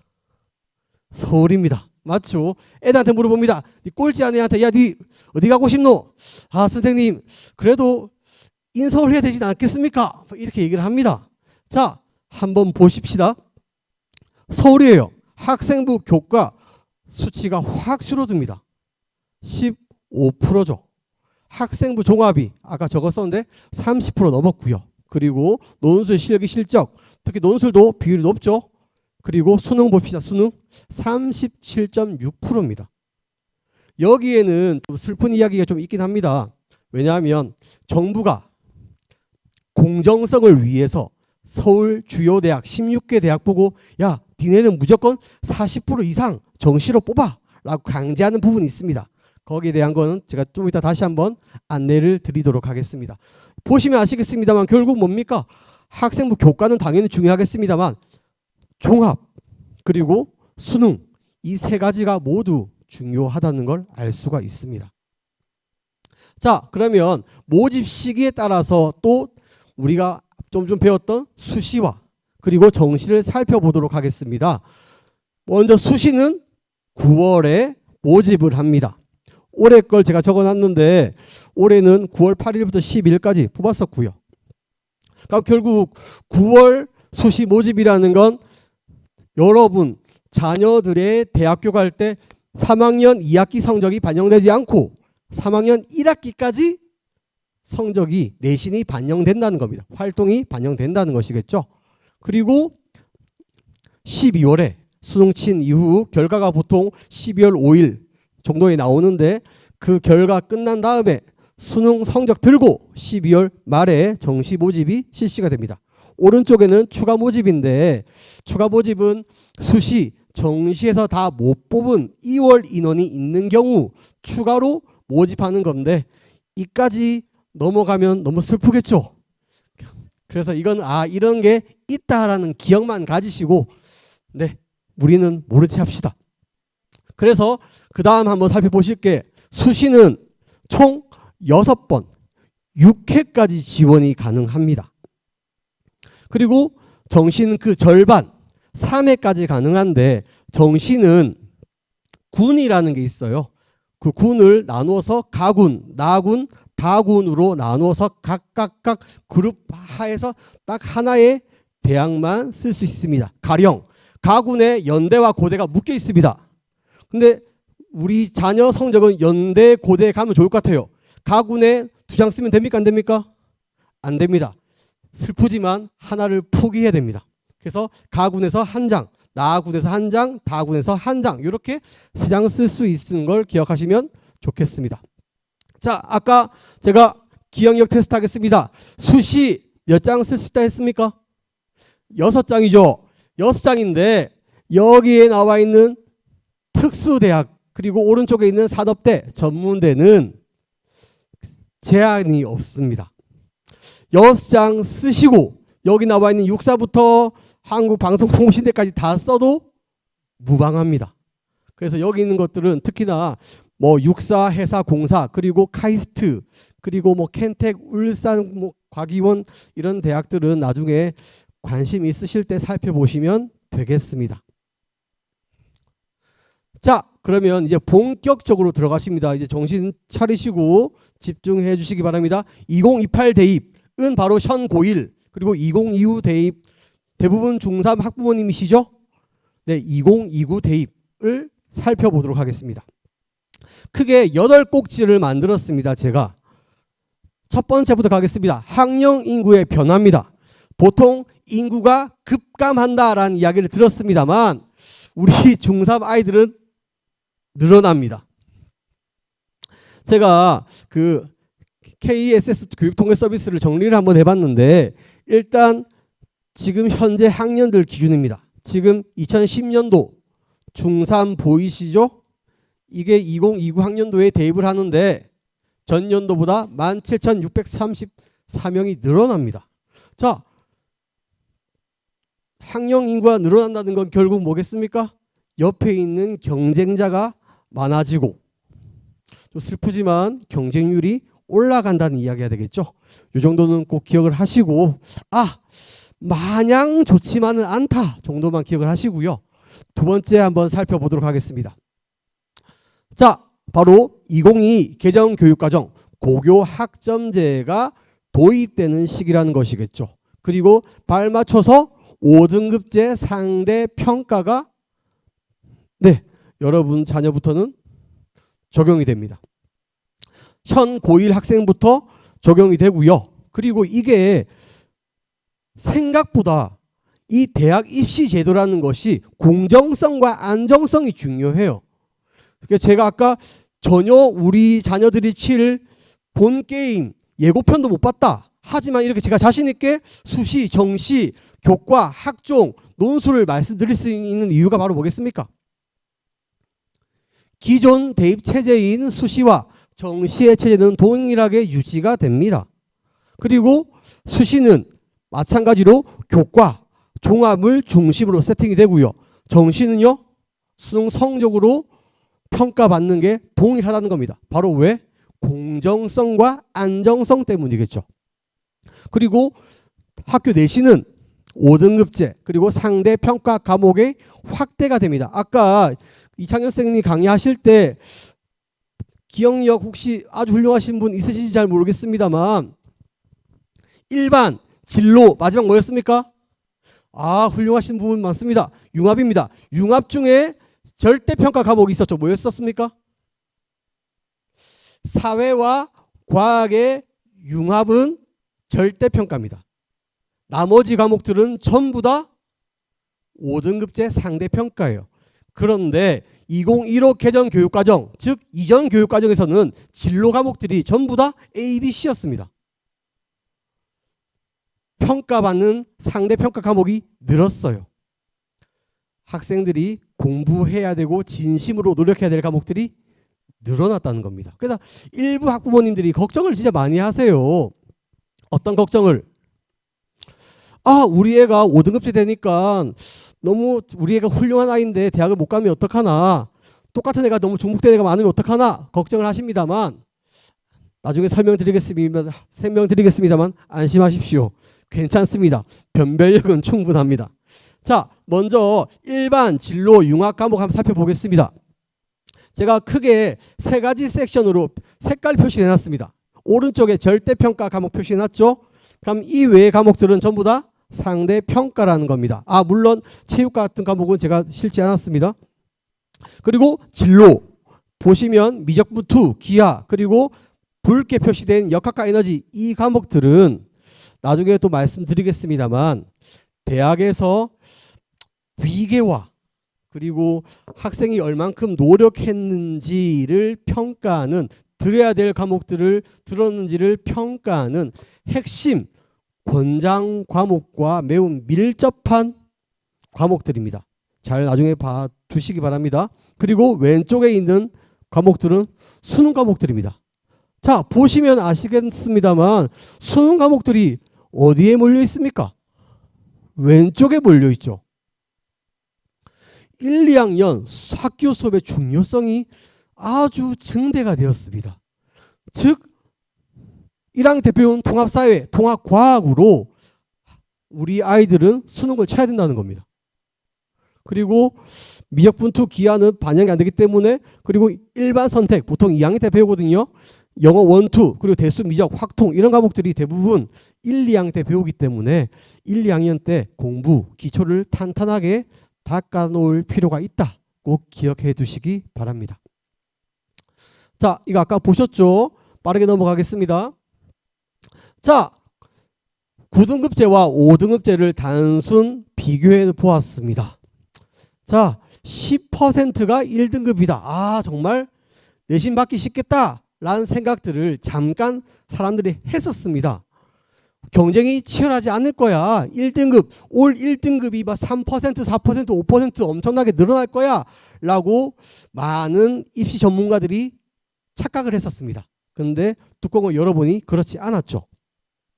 생각보다 너무 치열했고 등급을 모두 1등급 받는 경우, 그리고 이 높은 등급 받기가 또 쉽지 않았습니다. 그냥 특히 우리가 주목해야 될 부분은 바로 경계에 있는 애들입니다. 자, 예를 옛날에는 4등급과 100명 기준으로 4%와 5% 1등급 꼴찌, 2등급 1등, 이 사실 차이가 물론 컸습니다만 그렇게 크지 않았습니다. 1등급도 너무 훌륭한 아이고 2등급도 너무 훌륭한 아이기 때문이죠. 그런데 5등급제로 바뀌면서 1등급은 상위 10등 그룹이고요. 그리고 2등급은 상위 3분의 1 그룹입니다. 최상위권 대학에서 3분의 1인 아이들을 과연 훌륭하다라고 말할 수 있을까 하면 저는 약간의 의문은 좀 있습니다. 그렇기 때문에 오히려 경계에 있는 학생들은 더 치열할 수 있다라는 걸 좀 말씀을 드리고 싶어요. 그래서 막연히 경쟁이 없어질 거야, 편해질 거야 라는 말씀은 사실 좀 못 드리겠습니다. 그래서 최선을 다해야 된다. 모든 과목에 최선을 다해야 된다. 이 말씀을 좀 드리고 싶고요. 그리고 저희 부산진로진학지원센터 그리고 부산시 교육청 좀 칭찬을 하겠습니다. 사실 전국에서 최초로 지금 저희가 5등급제와 9등급제를 서로 비교를 해가지고 제시를 했습니다. 전국 최초예요. 이거 하고 학부모님들 엄청 칭찬을 받았는데, 네, 지금 5등급제, 9등급제 비교하면 이렇게 되어 있습니다. 자, 일단 보시면 올 1등급이 저희가 쟀을 때 2.07%가 나왔습니다. 올 1등급이. 그런데 이 성적은 1학년 1학기 성적이죠. 1학년 1학기, 그럼 1학기 2학기 있습니다. 2학년 올라가면 본격적인 선택 과목이 시작이 돼요. 지금 물리 선생님 계시지만 보통 듣는 아이들이 전체의 절반 절대 안 되겠죠. 4분의 1, 5분의 1밖에 안 됩니다. 우수한 애들이 특정 교과에 몰려요. 그러면 1등 받기는 더 어려워지겠죠. 그래서 옛날 우리가 얼핏 생각하기에 1등급이 많을 거야 하진 않고 저희는 0.5에서 1.0 사이라고 생각을 합니다. 그래서 충분히 교과 전형, 즉 내신으로 학생을 변별하는 교과 전형이 운영 가능하다라고 말씀을 드리고 싶고요. 그래서 9등급제에 4등급에서 5등급제로 바뀌었으니까 교과는 이제 망했어 이렇게 생각하실 필요는 없이 똑같이 열심히 하시면 됩니다. 교육과정이 안정적이라는 말씀을 꼭 드리고 싶고요. 그리고 이 내신뿐만 아니라 학생의 선택을 대학들이 중요하게 본다고 제가 말씀드렸죠. 단순히 내신만으로 학생을 변별하지 않습니다. 나중에 제가 살펴보겠습니다만 예전보다 훨씬 더 많은 요소들을 학생들 평가에 도입을 하기 시작했어요. 내신의 수능을 반영하고요. 그리고 내신 학생부 교과평가에 학생부를 반영하기 시작합니다. 그리고 면접을 또 끌고 들어와요. 단순히 하나의 기준으로 학생을 선별하지만은 않는다라는 것. 그렇기 때문에 내가 어떤 등급을 받았어도 내가 더 많은 잠재력과 능력이 있다면 충분히 더 상위 인기 대학에 지원하셔도 괜찮다는 말씀을 좀 드리고 싶습니다. 자, 그래서 이게 뭔데? 라는 생각이 좀 들 수 있을 것 같아요. 그래서 저희가 분석을 해봤는데 내신 올 2등급입니다. 모든 과목을 34% 안에 들어오는 학생들 이야기를 하는 거예요. 뭐 그래도 우리 애 똘똘한데 34% 안으로 들어오면 되지 않겠어? 생각이 들겠죠? 그럼 올 2등급이라면 학생부 교과 전형이 지원이 가능합니다. 붙을 수 있어요. 네, 그래서 학생들 보고 1등은 못 받았다 울고 할 때 아니야, 내가 연수를 들었는데 2등급 괜찮아 이렇게 얘기를 해주시면 됩니다. 그리고 1학년 1학기 그리고 3학년 1학기까지 상대평가 과목이 너무 많습니다. 그래서 매 순간 열심히 하시길 바랍니다. 자, 그러면 또 이런 얘기를 막 희망을 심어드리기 좀 그래가지고 제가 좀 약간 현실적이고 슬픈 이야기 한 가지 하겠습니다. 지금 부모님들 보시면 요새 학생의 성적이 부모님의 권력이란 이런 말을 좀 들었는데 제가 이제 첫째가 이제 중학생입니다. 그래서 사실 이제 2022 개정 교육과정이 낱말 같지가 않은데 되게 열심히 공부합니다. 네, 우리 아이의 그리고 우리 모두의 자녀 아니겠습니까? 자, 우리 애가 오리를 받아왔습니다. 가면 드는 생각이 뭐겠습니까? 우리 애가 전교 1등 생각이 드세요. 생각 안 드십니까? 1학년 1부터 계속 올 1만 받아요. 올 A예요. 올 A. 얼마나 훌륭합니까? 자, 제가 무작위로 부산시 관내에 그 성취도를 가져와 봤습니다. 보십시다. 붉게 표시된 부분이 25% 이상이에요. 4분의 1 이상인데 이건 안 찍으셔도 됩니다. 많다는 이야기예요. 네. A 엄청 많죠? 자, 두 번째 사례 보겠습니다. 국어 25%고요. 수학 30%, 과학 34%입니다. 물론 훌륭합니다. 세 번째 보겠습니다. 국어 44%고요. 그리고 역사 30%, 수학 29.1%입니다. 그리고 기술 과정은 71%네요. A가. 자, 우리 A가 A를 다 받았습니다. 근데 이 A도 절대평가에서 100점, 원점부터 100점 A가 있고요. 그리고 문 닫는 A가 있을 수 있다는 거죠. 자, 수학인데 우리 애가 100명 중에 28등에서 28%라고 가정을 해보겠습니다. A 맞습니까? 아닙니까? A 맞죠? 훌륭합니까? 안 훌륭합니까? 훌륭합니다. 정말 훌륭해요. 자, 중학교 28%에 A등급인 학생이 있습니다. 자녀라고 생각합시다. 우리 애는 올 1등급, 올 A. 훌륭한 아이야. 근데 이 아이가 인문계고 컷이 80%죠. 자, 그러면 80분의 28%면 결국 35%입니다. 자, 아까 수치 기억나십니까?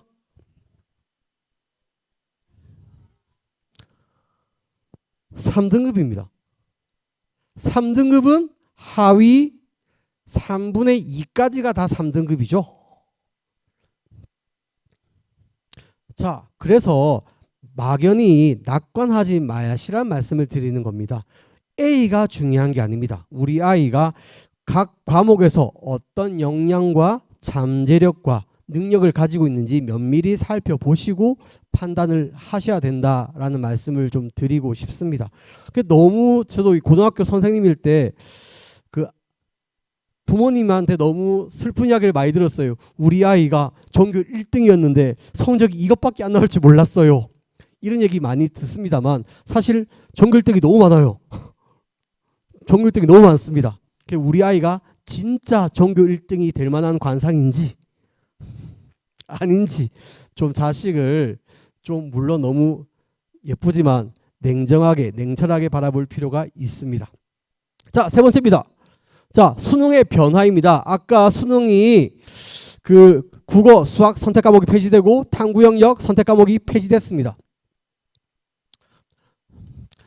이걸 우리가 통합형 수능이라고 이야기해요.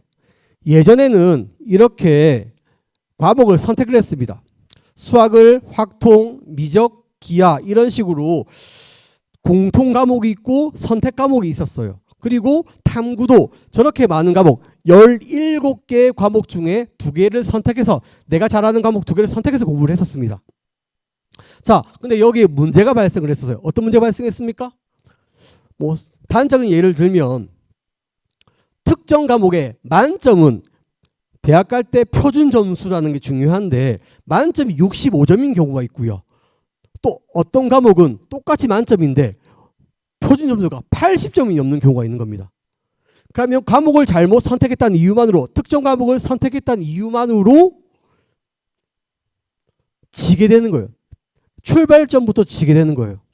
이런 것들이 공정하지 않다라는 여러 가지 이야기들이 나왔습니다. 그래서 과목 선택에 따른 유불리를 해소해서 문과 성향의 아이든 이과 성향의 아이든 모두 동일한 시험을 치게 하자. 이게 바로 통합형 수능입니다. 자, 그래서 우리 부모님들께서 자녀들한테 어떻게 이야기해 줄 부분이 좀 있어야 되니까 몇 가지를 좀 집어왔습니다. 국어는 문법이 필수가 되었습니다. 예전에는 이 화법과 작문을 선택한 학생들은 문법을 치지 않아도 됐었어요. 근데 이제는 문법을 반드시 쳐야 됩니다. 문법 공부 안 하기 싫으면 애야 문법도 열심히 하렴 이렇게 얘기를 하셔야 됩니다. 그리고 두 번째, 수학은 범위가 약간 줄었다. 제가 수학 선생님이 아니지만 수학생 선생님들한테 여쭤봤어요. 그래서 어떤 이야기가 제일 논리적이냐 얘기하니까 수학이 약간 문과, 이과가 있으면 문과 성향에 가깝게, 완전 문과 아닙니다. 문과 성향에 가깝게 통합이 되었다고 이야기를 합니다. 그렇기 때문에 학습량이 감소되었다. 그 말인즉슨 원래 이과 성향의 아이들이 수학을 더 잘 칠 수 있다라는 이야기가 될 수 있어요. 네, 그리고 또 긍정적인 이야기를 한다면 문과 아이들도 충분히 힘을 낸다면 시험을 잘 칠 수도 있다라고 보면 되겠습니다. 그리고 영어는 변화가 없고요. 절대평가 그대로입니다. 사탐과 과탐이 아까 봤었듯이 1학년 과목으로 결정이 된다라는 거, 그리고 사탐과 과탐 둘 다 응시해야 한다는 거 기억을 해 두시기 바랍니다. 저는 이과 성향이기 때문에 사탐 안 칠래요 이런 거 없습니다. 다 치셔야 됩니다. 자, 그래서 아까 이야기했던 부분인데 수능 변화에 따른 영향력이 좀 있습니다만 사회와 과학을 동시에 응시하는 것이 부담감이 상당합니다. 사실 배우지 않은 과목들을 또 시험을 또 칠 수도 있어요. 자, 그런데 누가 유리한가 살펴보니까 자연 성향의 아이들이 다소 유리할 수 있겠다 싶습니다. 그 근거는 다음과 같습니다. 2023 학년도 즉 고1 학생들, 고1은 절대평가거든요. 절대평가로 학생들을 쭉 따져보니까 1등급 비율을 한번 살펴봅시다. 3월에 통합사회 1등급 비율은 24%, 6월은 39%, 거의 40%죠. 그럼 이렇게 많은 아이들이 1등급에 가깝게 공부를 했다는 겁니다. 근데 상대적으로 통합과학은요 5%, 10%입니다. 즉 100명 중에 5명만 1등급에 해당하는 학습량을 쳐냈다는 것이겠죠. 그만큼 이과 공부가 하기 어렵다. 즉 과학 공부가 하기 어렵다. 그러므로 결국 과학을 좋아하고 잘하는 아이들이 다소 유리할 수 있다. 오해하지 마십시오. 다소 유리할 수 있다 이겁니다. 그런데 이게 문과, 이과 옛날에는 있었습니다만 지금 있습니까? 없습니까? 없어요. 문과 성향, 이과 성향만 있을 뿐입니다. 그래서 지금은 점수 잘 나온 아이들이 상위권 대학과 학과를 독식하는 구조가 될 겁니다. 네, 그리고 이제 수능 점수에 대해서 이제 설명을 드리겠습니다. 성적표를 보는 법입니다. 사실 제가 고3 담임을 참 오래 했었는데 부모님들이 성적표를 전혀 못 보세요. 제가 아까 98학번이라고 말씀드렸죠. 저희 때는 원점수였습니다. 한 문제가 2점이었어요. 3점짜리 있었습니다만 400점 만점에 몇 점 이런 게 다였습니다. 근데 지금은 원점수가 수능 성적표에 나오지 않습니다.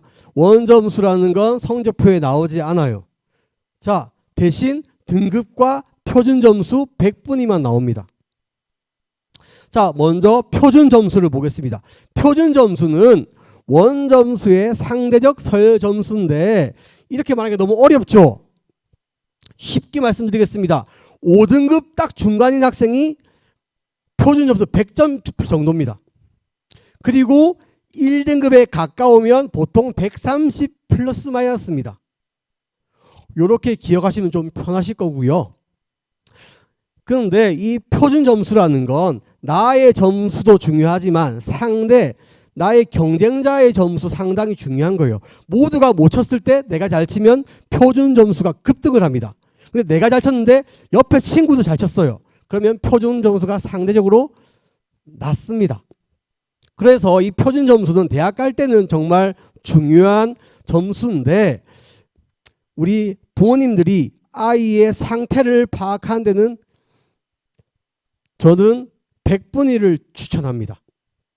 100분위는 전체 수험생 중에 특정 점수보다 낮은 점수를 받은 학생들의 비율, 예를 들면 전국 1등이다 하면 걔는 100%인 겁니다. 근데 원래 100%인 애가 시험을 못 쳐가지고 90%가 됐어요. 그러면 성적이 떨어졌다라고 말씀할 수 있는 것이겠죠. 근데 표준 점수는 왔다리 갔다리 하기 때문에 좀 헷갈립니다. 그래서 학생의 뭘 잘 보고 100분위를 잘 보고 우리 아이가 상대적으로 몇 %인지를 인지하시는 게 상당히 중요합니다. 그리고 등급이죠. 등급은 알다시피 수시에서 수능 최저 학력 기준이 되는 부분입니다. 그래서 요걸 살펴보시면 이해가 되시겠죠. 바로 표준 점수. 아까 제가 평균이 몇 점이라고 했습니까? 100점이라고 했죠. 130 정도면 1등급 정도라고 이야기했죠. 128입니다. 상당히 우수한 아이죠.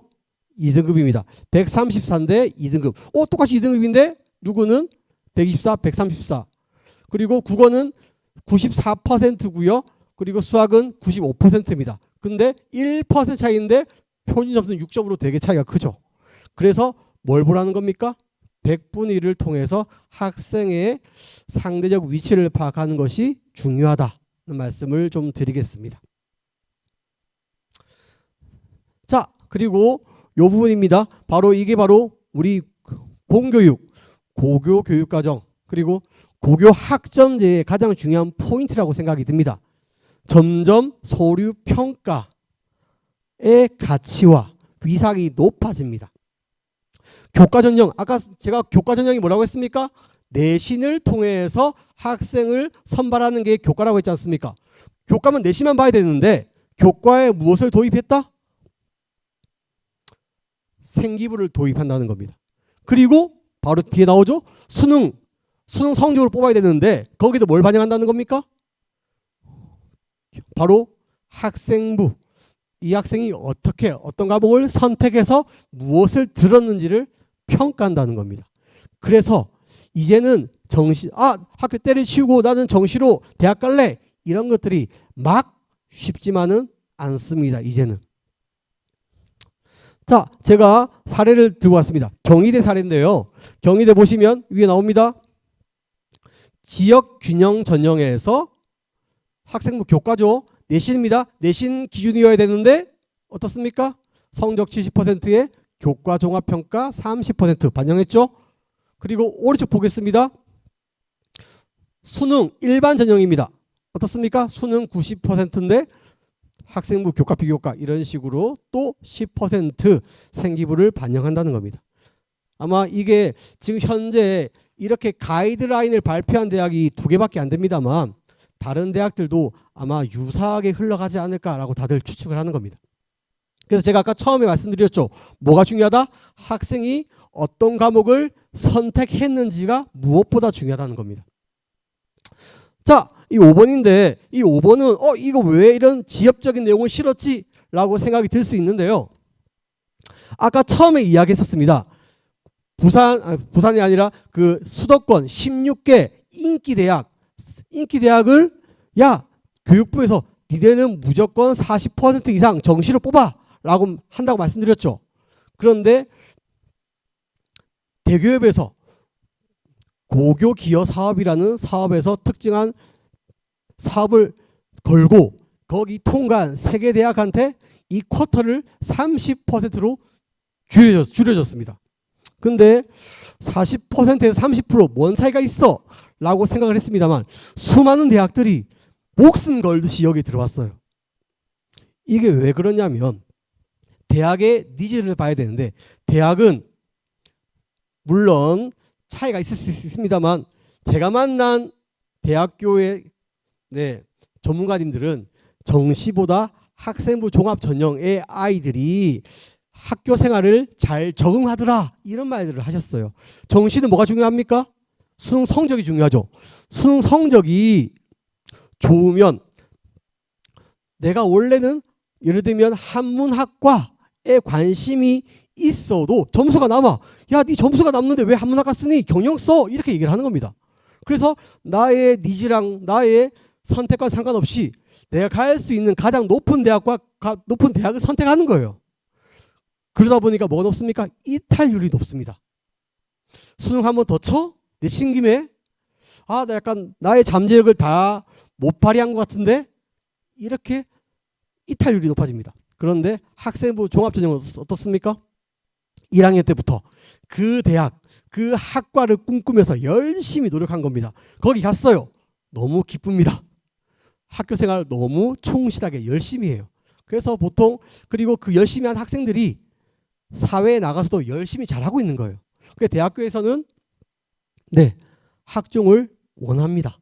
그래서 40% 30% 줄었는데 이게 과연 일시적인 건지 아니면 이게 기점이 되어서 계속 확대가 될 것인지 즉 축소가 확대가 될 것인지는 아마 학부모님들이 잘 살펴보셔야 될 겁니다.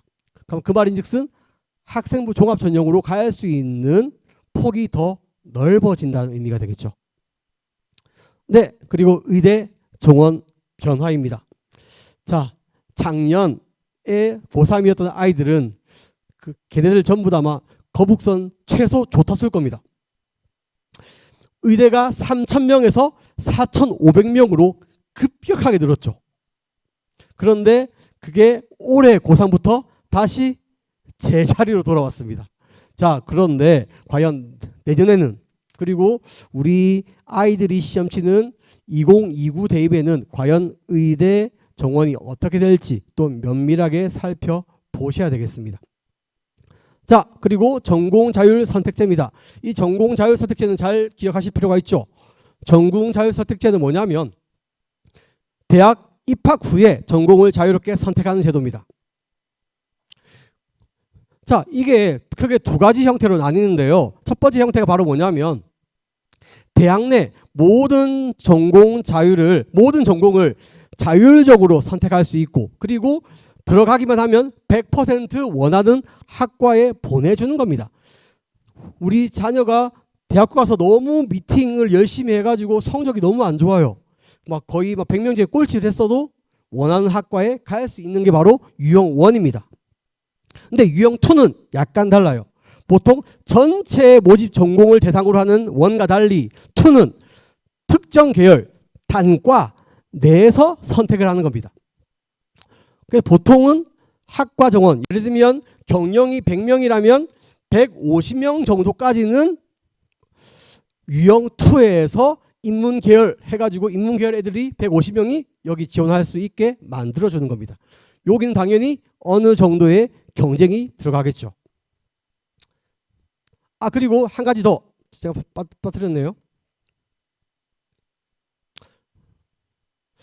8번 학교폭력 조치사항. 학교폭력 하면 물론 하면 안 되겠습니다만 하면 대학 가기 정말 어렵습니다. 정말 어려워요. 정시로 가면 되지 뭐. 정시도 아까 뭐라고 했습니까? 반영한다 이야기했죠. 정시로도 대학 가기 어려워집니다. 학교 폭력은 있어서는 안 됩니다. 자, 그러면 이제 바로 좀 빠르게 넘어가겠습니다. 그 유형 4가지를 좀 빠르게 살펴보도록 하겠습니다.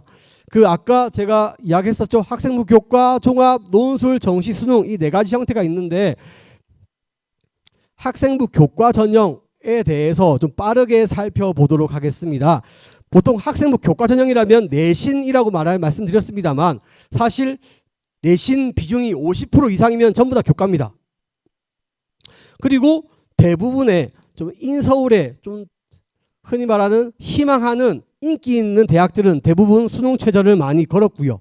그리고 내신이 좋은 아이가 안정적으로 지원하니까 당연히 중복 합격도 많이 되고 중복 합격이 많으니까 당연히 충원율도 높아지겠죠.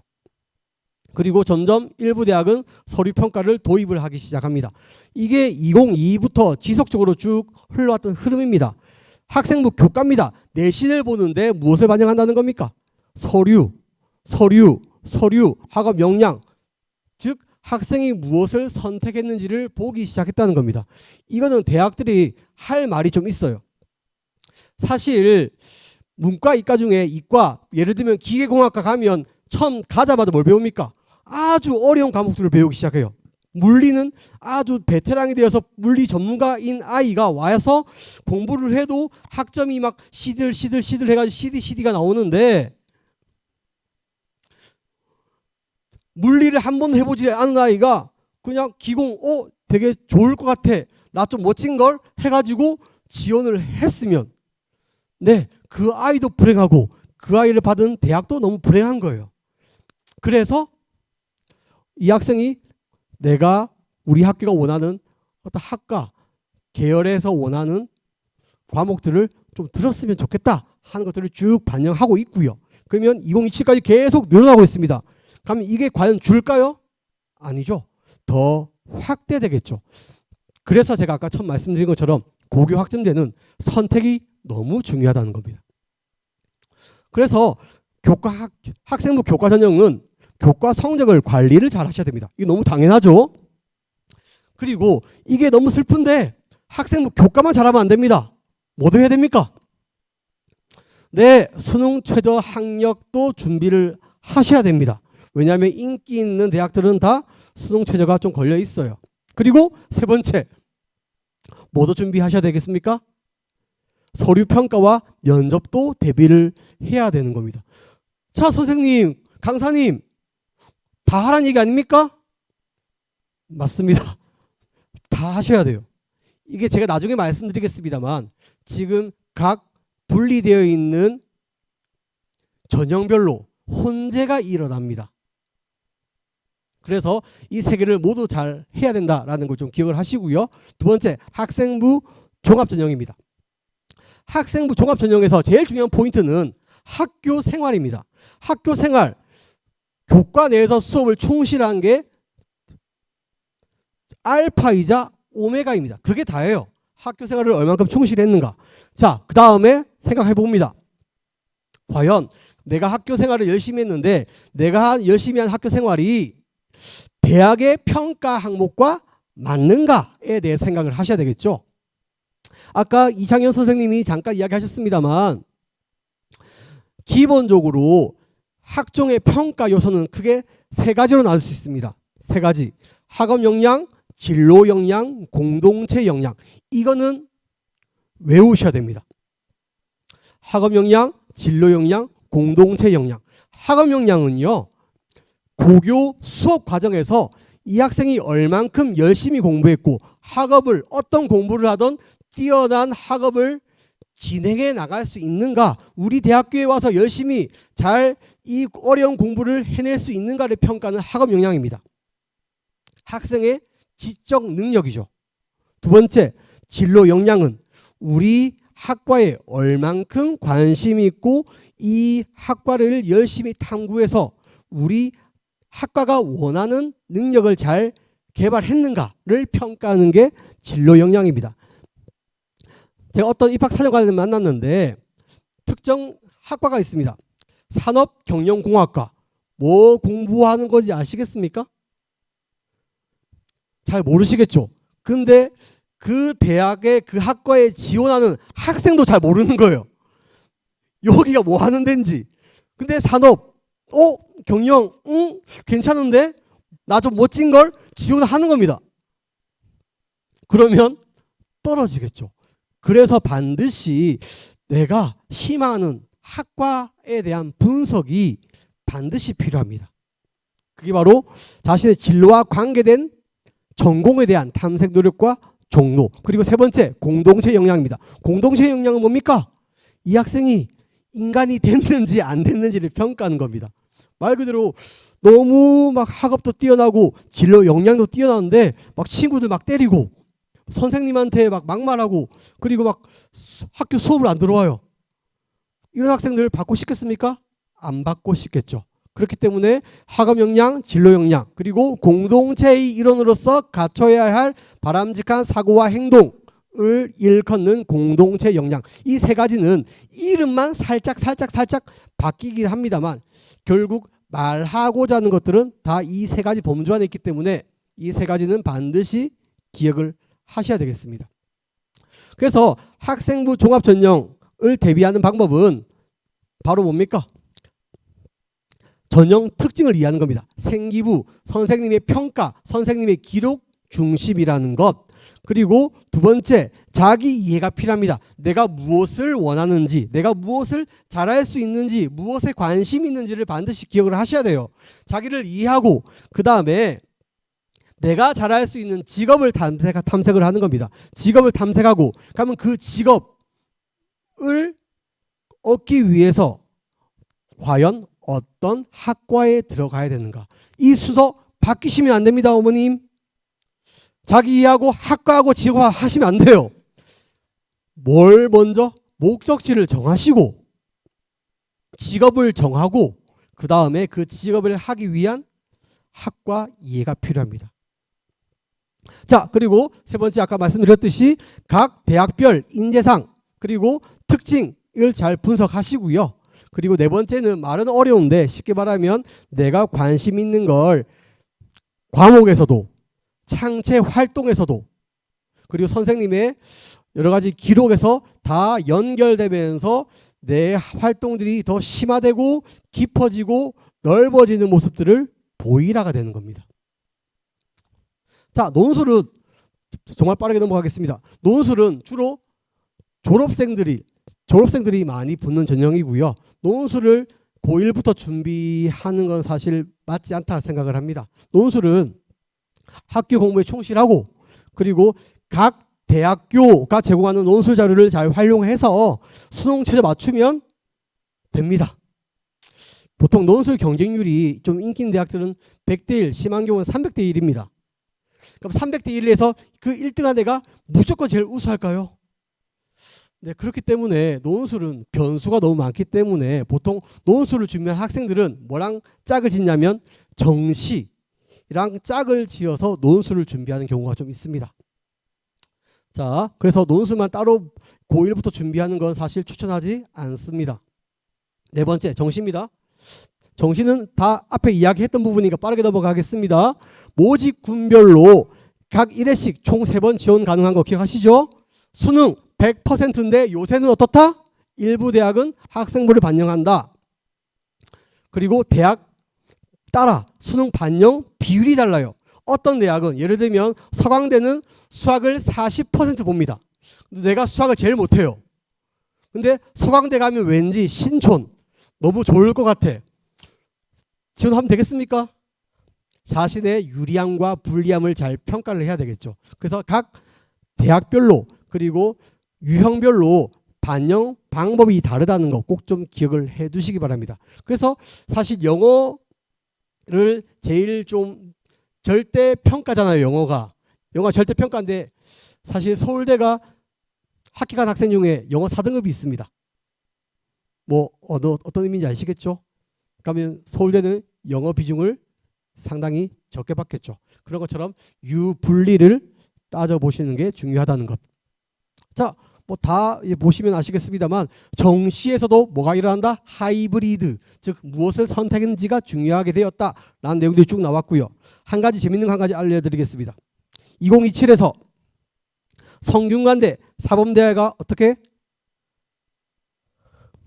학종 100%를 어디에서? 정시에서 뽑겠다라고 선포를 했습니다. 그래서 이 하이브리드가 점점점 심해지고 있다라는 거 꼭 좀 기억을 해주시고요. 아까 말씀드렸던 바로 수시의 정시화, 정시의 수시화, 교과의 학종화, 학종의 교과화가 계속 가속되고 있다는 것. 특정 영역만 잘해서는 안 된다라는 걸 꼭 좀 강조를 하고 싶습니다. 자, 그리고 개정 교육과정과 핵심 과목 및 권장 과목에 대해서 한번 빠르게 살펴보도록 하겠습니다. 사실 거기 나와 있는 내용들은 되게 어렵고 길어서 제가 요약을 해왔습니다. 이걸로 보시면 되겠습니다. 사실 2028 대입에 대해서 예고편이 언제 나온다고 했습니까? 내년 4월에 나온다고 이야기했죠. 그런데 서울대가 책임감을 가지고 좀 빠르게 발표를 했습니다. 그리고 또 빠르게 발표한 대학이 경희대가 있어요. 그래서 이 두 개 대학을 통해서 2022 개정 교육과정이 어떻게 적용될지를 한번 살펴보도록 하겠습니다. 수시는 지역 균형 전형 인원이 확대가 되었어요. 고교 추천 인원 원래 몇 명이었는지 혹시 아십니까? 원래는 2명이었습니다. 이게 2명이 3명이 되었고요. 그리고 수능 최저 학력 기준을 없애버렸어요. 원래 3합7로 상당히 좀 까다로웠었거든요. 근데 이걸 아예 없애버렸어요. 그리고 면접을 중시하면서 서울대가 면접에 너무 집중을 합니다. 엄청나게 집중을 해요. 탐침 질문이라고 해가지고 꼬꼬무, 꼬리에 꼬리를 무는 질문을 하는 겁니다. 이 수업 왜 들었어요? A 때문에요. 그럼 A면 이렇지 않아요? 대답해요. 그럼 이 대답에 대해서 계속 꼬리에 묻는 질문을 통해서 이 학생의 진짜 잠재력을 찾겠다라고 서울대가 면접에 집중을 합니다. 그래서 그 자녀분이 단순히 공부만 열심히 해서는 서울대 가기는 어렵다. 그런 흔히 말하는 내가 알고 있는 걸 말로 풀어내는 구술 능력도 필요하다라는 걸 좀 염두에 두시고요. 그리고 정시 원래는 일반과 그리고 지역 균형 두 개가 있었는데 단일 전형으로 합쳐버렸습니다. 그리고 나서 이게 또 상당히 충격적인데 1단계 수능 100%로 3배수를 뽑는데 이게 뭘로 뽑냐면 수시에서 활용하는 등급으로 뽑습니다. 등급으로 1배수를 다 뽑아요. 3배수 다 뽑아요. 그럼 뭐 1, 2, 1, 1, 2 나오지 않습니까? 그럼 중복된 애가 많을 거 아니에요. 다 붙여주겠다. 그리고 나서 뭘로 뽑겠다? 100분위로 60% 그리고 학생부 교과 역량평가로 40%를 반영해서 정시를 뽑겠다라고 이야기를 했습니다. 방향성 보이시죠? 수능의 영향력이 줄고 있습니다. 그리고 학생부 교과 역량평가, 즉 흔히 말하는 학생의 생기부와 관련된 활동들의 영향력이 올라가고 있어요. 이것들이 아마 계속 보편적으로 일어날 겁니다. 그리고 전공 연계 과목 선택 안내, 아까 이창현 선생님이 보여주셨는데 되게 학과별로 되게 복잡했었습니다. 근데 이게 좀 단순하게 바꿨어요. 그리고 최소 권장 과목만 제시를 했습니다. 그런데 뭐만 제시했냐면 이과만 제시를 했어요. 자, 위에 보시면 인문입니다. 인문은 전공 연계 과목 뭐 있습니까? 제2 외국어 한 과목 이상만 들으면 오케이. 두 번째 학부대학입니다. 예체능이에요. 없습니다. 제시 안 했어요. 그런데 두 번째 자연 계열은 상당히 복잡하고 깁니다. 근데 복잡하고 길어 보이지만 말하고자 하는 바는 비슷합니다. 뭐랑? 경희대랑 서울대랑 뒤에 나와 있는 중대, 고대 다 비슷해요. 바로 수능 과목은 대수, 미적 1, 확통이었습니다만 뭐 들었으면 좋겠다? 기하랑 미적분 2 들었으면 좋겠다. 그리고 일반 과목인 물화생지 듣고 진로 과목을 세 과목 이상 들었으면 좋겠다라고 이야기를 하는 겁니다. 자, 경희대 보겠습니다. 똑같은 맥락으로 이해를 한번 해봅시다. 첫 번째입니다. 수시 교과. 왜냐하면 아까 서울대는 교과 없었죠. 왜냐하면 서울대는 교과가 없습니다. 전부 학종이에요. 자, 수시 교과인데 비교과에서 성적 70%에 교과 종합평가를 30% 반영하겠다. 보이시죠? 교과의 영향력 커집니다. 수능 최저 있습니다만 수능 최저가 2022 개정 교육과정 때는 2합 5로 똑같은 2합 5지만 좀 편하게 바뀌었어요. 좀 더 완화가 됐습니다. 바로 그걸 뭐라고 얘기합니까? 수능의 영향력이 약화되었다라고 보는 거겠죠. 학종 봅시다. 뭐가 새로 생겼냐면 잠깐만요. 서류형이 새로 신설되었습니다. 충격적인 거. 상대평가 등급을 아예 시스템적으로 보이지 않게 하겠다. 뭐만 보게 하겠다? 절대평가. 흔히 말하는 퍼센트만 나오고 퍼센트 플러스 이 학생의 내용, 흔적들만 보고 뽑겠다라고 얘기를 하는 것이겠죠. 뭐가 강조됐습니까? 무엇을 선택했는지, 어떻게 공부했는지가 더욱더 중요하게 됩니다. 그리고 정시에서도 역시 수능 100%뿐만 아니라 이제는 학생부를 반영하는 수능 학생부형을 신설했고요. 아까 말씀드렸듯이 그 수능 최저 학력 기준을 아까 통합사회 통합과학 2개를 봅니다만 그중에 잘한 거 1개만 골라가겠다라는 것은 아까 말씀드렸듯이 수능의 경쟁력이 수능을 약화시키겠다라는 의미가 되는 겁니다. 그리고 교과 이수 권장 과목을 아주 상당히 구체적으로 제시합니다. 처음에는 이렇게 자세했었어요. 너무 길고 복잡하죠. 근데 사실 이게 아마 경희대의 입장일 겁니다. 근데 선생님들이 너무 공격을 해요. 3월 달에 처음에 나오자마자 이걸 어떻게 하란 말이냐. 다 할 수 없다. 특정 학과는 4단위로 4학점으로 구성했을 때 다 들을 수가 없어요. 그래서 미안하다 하고 이렇게 지금 몇몇 과목에서 뺄 거 빼고 넣을 거 넣었습니다. 그럼 여기서 중요한 거 2가지. 학과를 한번 보십시오. 어머님들, 아버님들. 다 어떤 학과입니까? 자연계열이죠. 자연계열이 위계가 중요하고 그리고 이수 권장 과목이 중요합니다. 자, 중앙대 보십시오. 중앙대 역시 마찬가지입니다. 어떻습니까? 미적분, 기하 들었으면 좋겠다. 그리고 일반 선택, 물화생지 잘 들었으면 좋겠다. 진로 선택, 연계된 과목 잘 들었으면 좋겠다. 뭐만 제시되었습니까? 자연계열 제시되었죠. 그리고 고려대 보시면 또 같은 맥락입니다. 미적분, 기하 들었으면 좋겠다. 그리고 물질과 에너지와 같은 과학, 진로 과목 충실히 들었으면 좋겠다. 뭐는 없습니까? 예체능과 인문 계열은 없습니다. 그래서 중요한 포인트, 내가 만약에 자연 계열로 진학할 것 같으면 충실히 들어야 될 과목들을 충분히 수학해서 준비가 잘 되어 있어야 된다는 겁니다. 그리고 들어야 될 과목들을 안 듣고 원서를 냈을 때 불이익을 감수해야 된다는 걸 좀 기억해 두시기 바랍니다.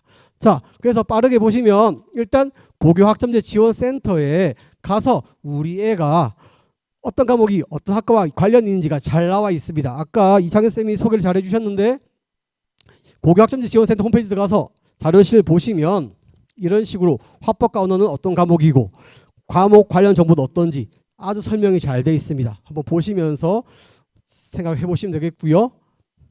그리고 대입 정보는 잠깐 진로진학지원센터 안내를 좀 하면 저희가 학부모님 대입 상담 예약을 받습니다.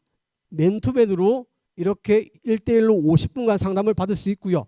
홈페이지에서 신청할 수 있고요.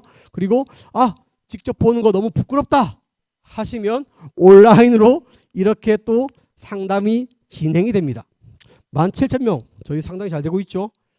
이런 식으로 질문 남기면 답변이 이렇게 쭉 나옵니다. 그리고 유튜브 저희 찍어서 올리고 있고요.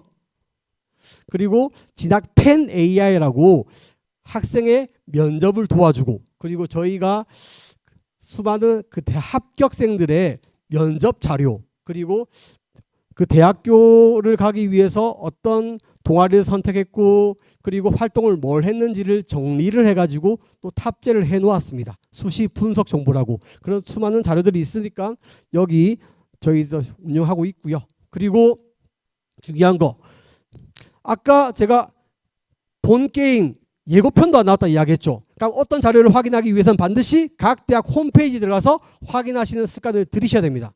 그리고 대입 정보 포털 어디가, 이 사이트는 공교육의 어떤 희망 같은 사이트입니다. 모든 대학의 정보가 다 나와 있어요. 그리고 합격한 학생들의 모든 대학의 70% 100분위가 다 나와 있습니다. 그렇기 때문에 이 어디가를 계속 살펴보시면서 여러 가지 자료를 살펴보시는 게 정말 큰 도움이 되실 거다라고 감히 말씀드립니다. 자, 마지막으로 정리하겠습니다. 과목 선택과 선택 이유는 매우 중요하다. 그 이유 중요한 거 보셨죠? 왜 중요한지, 대학이 점점 무엇을 선택했는지, 그리고 왜 그것을 선택했는지를 점점 중요하게 봅니다. 두 번째입니다. 내신, 생기부, 수능 모두 잡아야 됩니다. 하이브리드화라고 이야기했어요. 정시에도 내신이, 또 반대로 내신에서도 학종이, 수능이 포함이 됐었습니다. 세 번째입니다. 예고편도 안 나왔습니다. 계속 확인을 하셔야 되겠습니다. 자, 긴 시간 동안 고생 많이 했습니다. 감사합니다.